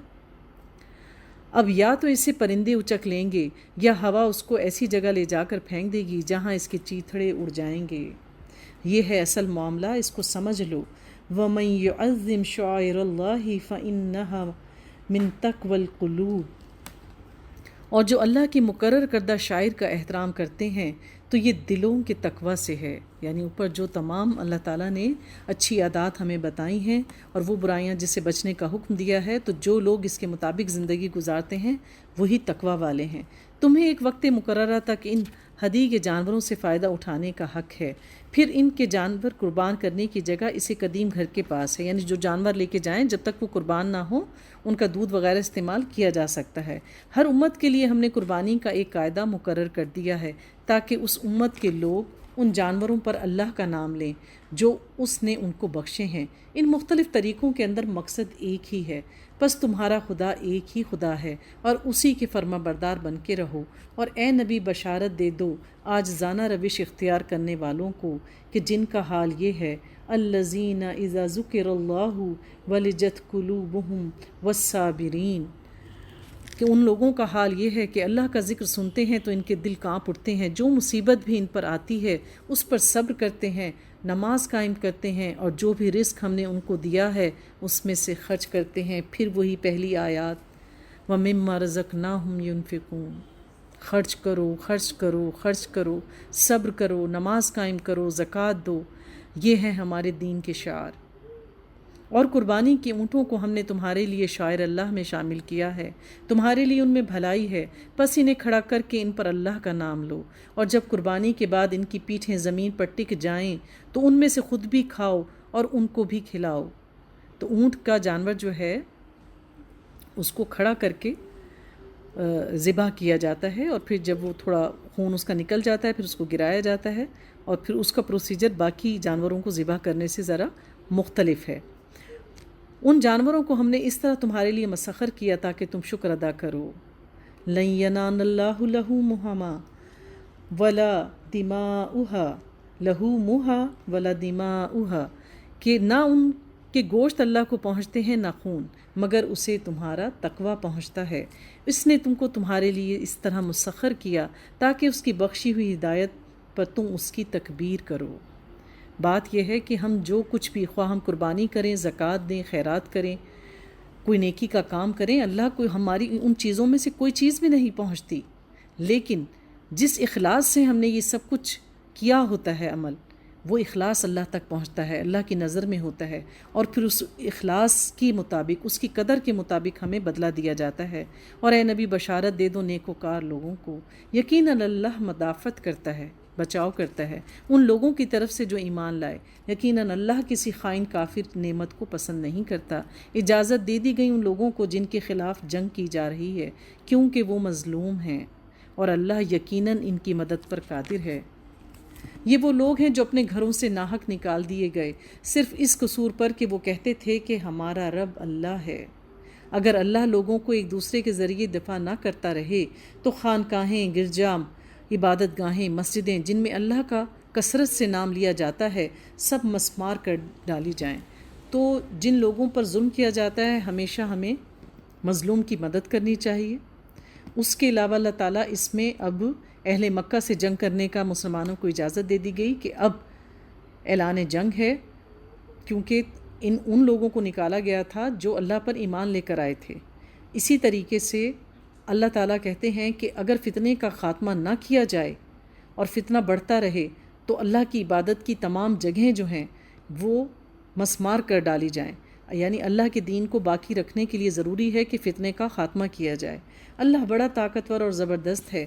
یہ وہ لوگ ہیں جنہیں ہم زمین میں اقتدار بخشیں تو پھر ان کا رویہ کیسا ہو؟ اقاموا الصلاۃ وآتوا الزکاۃ وامروا بالمعروف ونہوا عن المنکر وللہ عاقبۃ الامور۔ تو جب اللہ تعالیٰ ایسے نیک لوگوں کو زمین کا اقتدار دے دیں تو وہ نماز قائم کریں گے، زکوٰۃ دیں گے، نیکی کا حکم دیں گے، برائی سے منع کریں گے، اور تمام معاملات کا انجام تو اللہ ہی کے ہاتھ میں ہے۔ اے نبی، اگر وہ یعنی کفار تمہیں جھٹلاتے ہیں تو ان سے پہلے قوم نوح، قوم عاد، سمود، قوم ابراہیم اور قوم لوط اور اہل مدین کو بھی جھٹلا چکے ہیں۔ یعنی نبی پاک کو ان تمام انبیاء کا ذکر کرنا، ان کے بارے میں بتانے کا مقصد یہ ہے کہ جو کچھ آپ کے ساتھ ہو رہا ہے، آپ کو جھٹلایا جا رہا ہے، آپ کو جادوگر کہا جا رہا ہے، آپ کو جھوٹا کہا جا رہا ہے، اور آپ سے تقاضا کیا جا رہا ہے کہ قیامت لے آئیں، تو یہ تمام واقعات سنا کر نبی پاک کو تسلی دی جا رہی ہے کہ ان سب حالات کا مقابلہ کرنے والے آپ اکیلے نہیں رہیں۔ آپ سے پہلے انبیاء پر بھی بہت بڑی بڑی آزمائشیں آئی ہیں۔ ان سب منکرین حق کو میں نے پہلے مہلت دی، پھر پکڑ لیا۔ اب دیکھ لو کہ میری عقوبت کیسی تھی۔ کتنی ہی خطا کار بستیاں ہیں جن کو ہم نے تباہ کیا ہے، اور آج وہ اپنی چھتوں پر الٹی پڑی ہیں۔ کتنے ہی کنویں بیکار اور کتنے ہی محلات کھنڈر بنے ہوئے ہیں۔ کیا یہ لوگ زمین پر چلے پھرے نہیں ہیں کہ ان کے دل سمجھنے والے یا ان کے کان سننے والے ہوتے؟ یعنی اگر یہ اللہ کے ماننے والے ہوتے تو اللہ آج ان کا نام باقی رکھتا۔ حقیقت یہ ہے کہ آنکھیں اندھی نہیں ہوتی، مگر وہ دل اندھے ہو جاتے ہیں جو سینوں میں ہیں۔ یعنی دل کا اندھا ہونا، تو ہمیں حسد، بغض، کینہ، تکبر، یہ دل کی بیماریاں ہیں۔ اللہ تعالیٰ ہمیں ان بیماریوں سے دور رکھے، اور ایسا نہ ہو کہ ہماری آنکھیں تو ہوں اور ہمارے دل اندھے ہو جائیں۔ وَيَسْتَعْجِلُونَكَ بِالْعَذَابِ، یہ لوگ عذاب کے لیے جلدی مچا رہے ہیں۔ اللہ ہرگز اپنے وعدے کے خلاف نہیں کرے گا، مگر تیرے رب کے ہاں ایک دن تمہارے شمار کے 1000 برس کے برابر ہوا کرتا ہے۔ اللہ کا ایک دن ہماری دنیا کے دنوں کے مقابلے میں 1000 سال کا ہے۔ کتنی ہی بستیاں ہیں جو ظالم تھیں، میں نے ان کو پہلے مہلت دی، پھر پکڑ لیا، اور سب کو واپس تو میرے پاس ہی آنا ہے۔ قُلْ يَا أَيُّهَا النَّاسُ إِنَّمَا أَنَا لَكُمْ نَذِيرٌ مُّبِينٌ، اے نبی کہہ دو کہ لوگو، میں تو تمہارے لیے صرف ایک وہ شخص ہوں جو برا وقت آنے سے پہلے صاف صاف خبردار کر دینے والا ہے۔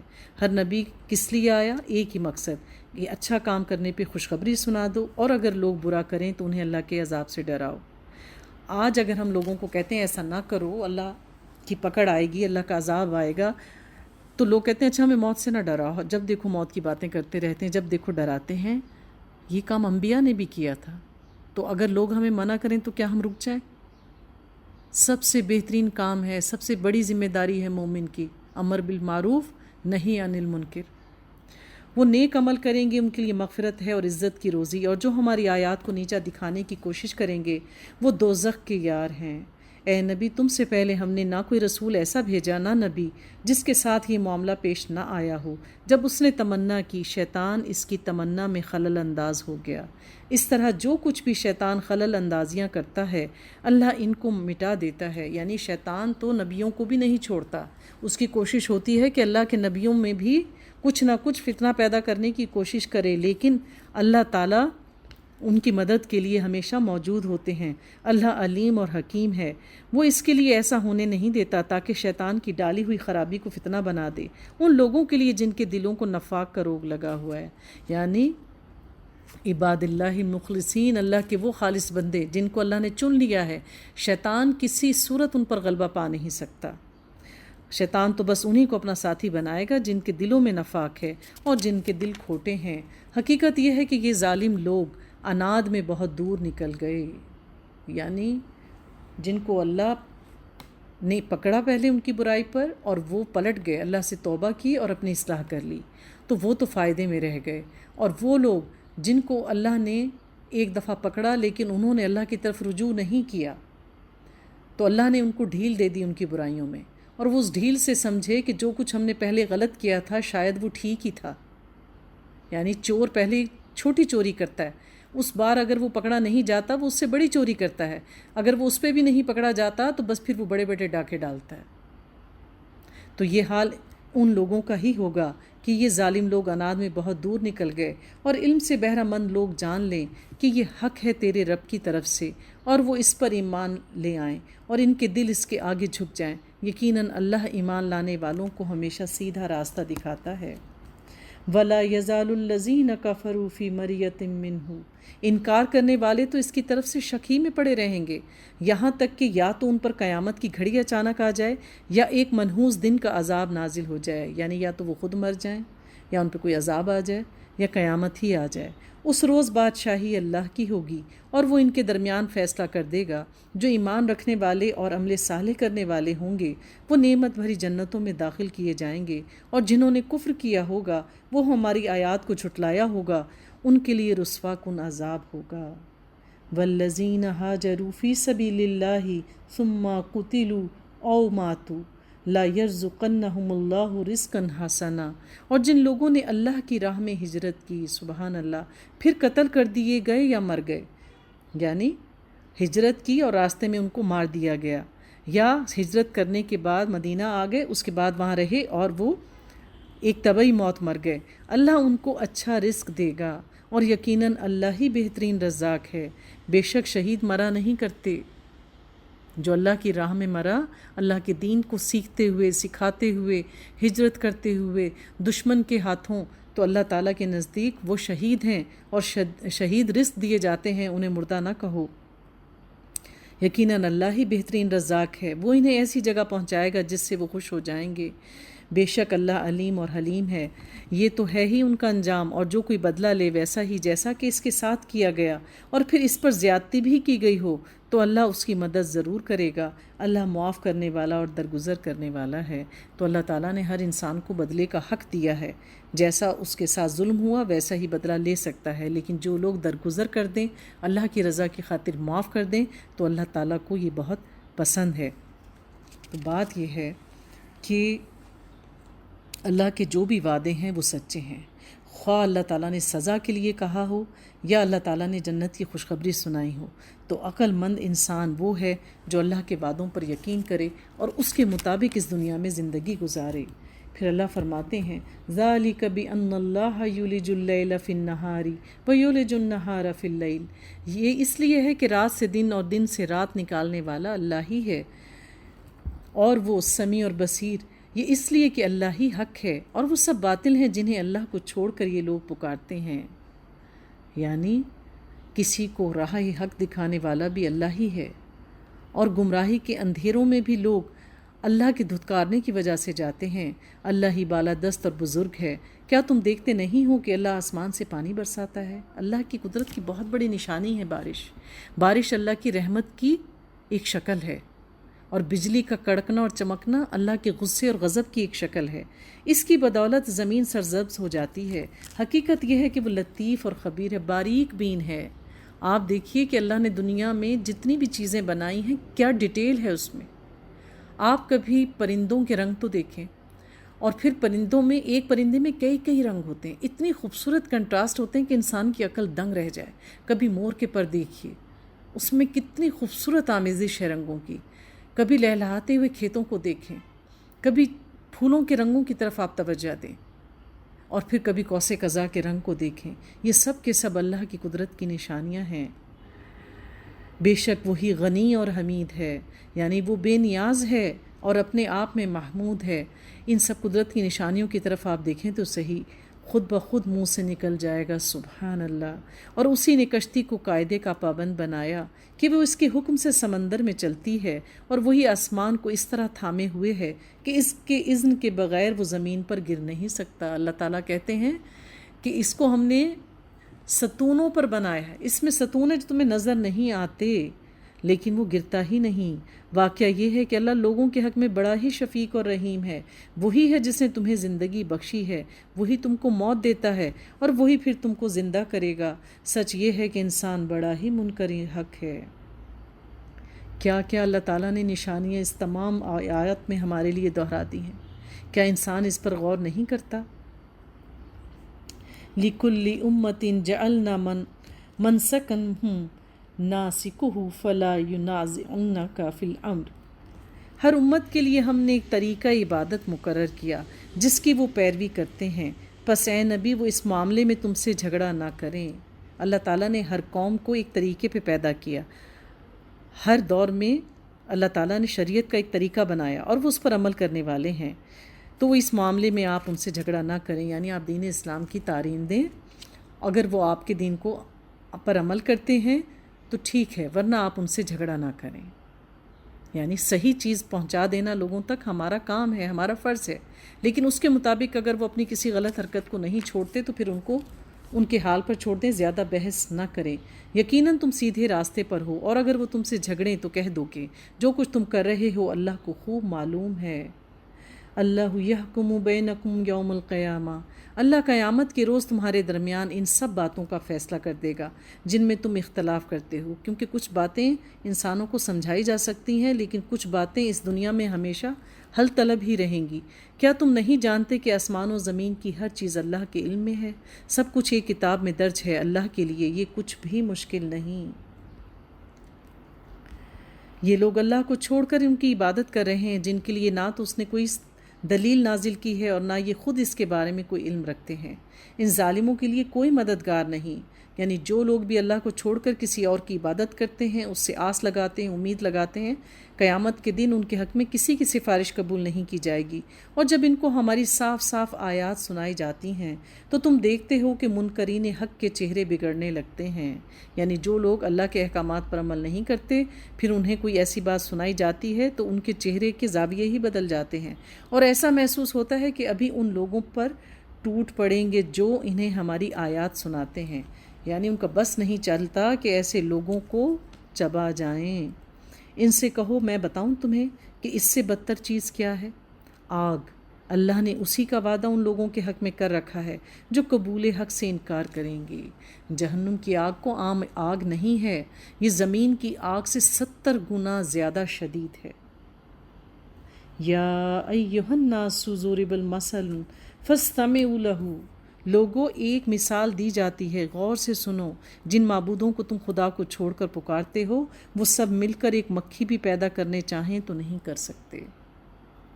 آپ دیکھیں کہ بعض اوقات دنیاوی طور پر کچھ لوگ ہم سے وعدہ کر لیتے بس تم کام شروع کرو، یہ چیز میں کر کے دے دوں گا، اور جب وہ وقت آتا ہے آپ ان سے کہتے ہیں آپ نے کہا تھا، آپ نے وہ چیز کر دی، وہ میں بھول گیا، میں تو اپنے ہی معاملات میں اتنا الجھ گیا، میں نہیں کر سکا۔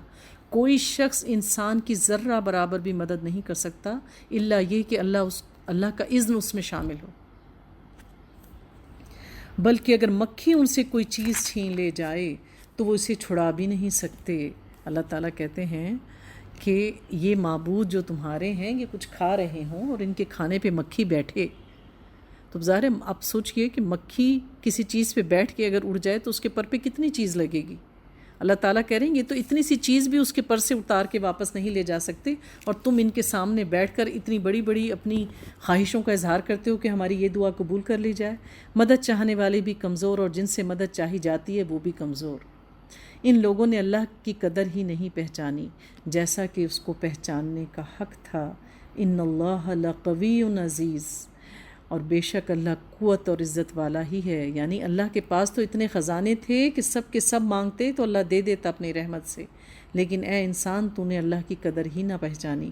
حقیقت یہ ہے کہ اللہ اپنے فرامین کی ترسیل کے لیے ملائکہ میں سے بھی پیغام رساں منتخب کرتا ہے، یعنی اللہ تعالیٰ نے اپنے فرشتوں میں سے کچھ چنے ہوئے ہیں جو اللہ کا پیغام لے کر آتے ہیں، اور انسانوں میں سے بھی رسول، پیغمبر، نبی اور انبیاء کا سلسلہ منقطع ہونے کے بعد وہ لوگ جو اللہ کے دین کا کام کرتے ہیں اور لوگوں تک حق بات پہنچاتے ہیں، وہ سمیع اور بصیر ہے، اور کچھ لوگوں کے سامنے ہے اسے بھی وہ جانتا ہے، جو کچھ ان سے اوجھل ہے اس سے بھی واقف ہے، اور سارے معاملات اسی کی طرف ہیں۔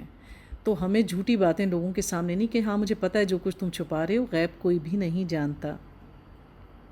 اے لوگو جو ایمان لائے ہو، رکوع اور سجدہ کرو اور اپنے رب کی بندگی کرو اور نیک کام کرو، اسی سے توقع کی جا سکتی ہے کہ تم کو فلاح نصیب ہو۔ وَجَاهِدُوا فِي اللَّهِ الْحَقَّ جِهَادِهِ، اور اللہ کی راہ میں جہاد کرو جیسا کہ جہاد کرنے کا حق ہے۔ جہاد بالمال، جہاد بالجان، جہاد بالعلم، جہاد بالنفس۔ تو انسان کو اللہ کی راہ میں، اللہ کے دین کی سربلندی کے لیے اٹموسٹ کوشش کرنی چاہیے۔ ہمیں چاہیے کہ ہم اپنی جان کس میں زیادہ کھپاتے ہیں، اپنا مال کس چیز میں زیادہ لگاتے ہیں، اپنا وقت کس چیز میں زیادہ لگاتے ہیں، اور ہم اپنے نفس کو کس چیز پر پال رہے ہیں۔ تو اللہ کی خاطر جہاد کرو جیسا کہ جہاد کرنے کا حق ہے۔ اس نے تمہیں اپنے کام کے لیے چن لیا ہے، اور دین میں تم پر کوئی تنگی نہیں، لا اکراہ فی الدین، دین میں کوئی جبر نہیں ہے۔ قائم ہو جاؤ اپنے باپ ابراہیم کی ملت پر، اللہ نے پہلے بھی تمہارا نام مسلم رکھا تھا۔ جان لیں کہ اللہ تعالیٰ نے ہم سب کو ایک دین یعنی توحید پر پیدا کیا، اور ہم سب کا نام مسلمان یعنی مسلم ہی رکھا ہے۔ یہودی پکارنا، عیسائی، نصرانی، مشرک، پارسی، یہ سب لوگوں کے رکھے ہوئے نام ہیں۔ اللہ نے اپنے بندوں کا نام مسلم ہی رکھا تھا، اور اس قرآن میں بھی تمہارا یہی نام ہے۔ یعنی جتنی بھی کتابیں اگر وہ اپنی صحیح حالت میں موجود ہوتی تو اللہ نے سب کو مسلم ہی کہہ کے مخاطب کیا، تاکہ رسول تم پر گواہ ہو اور تم لوگوں پر گواہ۔ پس نماز قائم کرو، زکوٰۃ دو، اور اللہ سے وابستہ ہو جاؤ۔ ہوا مولاکم فنعم المولا ونعم النصیر، اور وہ ہے تمہارا مولا، بہت ہی اچھا ہے وہ مولا، اور بہت ہی اچھا مددگار ہے۔ مولا ولی سے ہے، دوست، مددگار۔ تو اللہ سے بڑھ کر کون دوست ہوگا، اور اللہ سے اچھا کون مددگار ہوگا؟ اللہ سے دوستی کرو، اپنا دکھ درد اللہ کے ساتھ شیئر کرو، چپکے چپکے اپنے سجدوں میں، رکوع میں، نمازوں میں، دعاؤں میں، اکیلے میں، آنسوؤں کے ذریعے۔ وہ سب سے زیادہ غم گسار اور سب سے زیادہ بہترین مدد کرنے والا ہے۔ آج کی سنت، جب نماز میں سورہ فاتحہ کی تلاوت کی جاتی ہے، اس کے بعد جیسا میں نے آپ کو بتایا تھا کہ آمین کہنا سنت ہے۔ اس کے بعد جو ہم سنت ادا کرتے ہیں، سنت نماز پڑھی جاتی ہے، اس کی چاروں رکعات میں کوئی نہ کوئی سورت تلاوت کرنا مسنون ہے۔ فرض نمازوں کی پہلی 2 رکعات میں تلاوت کی جائے مختلف سورتوں کی۔ بہتر یہ ہے کہ لمبی سورتوں کی قرأت کی جائے، کیونکہ وہ فرض ہے اور اس میں ہمیں اس کا بہترین اہتمام کرنا چاہیے۔ اسی طرح جب ہم رکوع میں جاتے ہیں تو سبحان ربی العظیم پڑھیں، اور 3 بار پڑھنے سے بھی رکوع قبول ہو جاتا ہے۔ اس کو 5 بار اور 7 بار بھی کیا جا سکتا ہے۔ پھر سمیع اللہ لمن حمیدہ ربنا لک الحمد کہہ کے سجدے میں جاتے ہیں، اور پھر سبحان ربی الاعلیٰ، سبحان ربی الاعلیٰ، سبحان ربی الاعلیٰ 3 بار پڑھ لیا جائے تو کافی ہے۔ یہ کم تر درجہ ہے، یعنی اللہ کی جتنی بھی بڑائی بیان کی جائے وہ کم ہے، تو انسان اس کو اپنی استطاعت کے مطابق جتنا بڑھانا چاہے اس کو بڑھا لے۔ اس کے علاوہ فرض نماز کے سجدوں میں دعائیں مانگنا، مسنون دعائیں مانگنا بہت زیادہ مجرب ہے۔ تو وہ تمام دعائیں جو قرآن کا حصہ ہیں، ہمیں چاہیے ہے کہ ہم اسے یاد کریں اور پھر اپنے سجدوں میں ان دعاؤں کو مانگیں۔ ایک تو یہ کہ وہ دعائیں ضرور قبول ہوتی ہیں کیونکہ سجدے کی حالت میں انسان اللہ کے سب سے زیادہ قریب ہوتا ہے اور سجدوں میں مانگی ہوئی دعائیں رد نہیں ہوتی۔ تو یہ مسنون دعائیں جو ہماری قرآن میں ہمارے ساتھ چلی آ رہی ہیں، ان کو یاد کریں اور اپنے سجدوں میں ان دعاؤں کو مانگیں۔ اس سے ہمارے سجدے بھی طویل ہوں گے اور اللہ تعالیٰ ہماری تمام مشکل اور پریشانیوں کو دور کرے گا اور ہماری تمام جائز حاجات کو پورا کرے گا۔ سبحانک اللہم اشہد ان لا الہ الا انت استغفرک واتوب الیک۔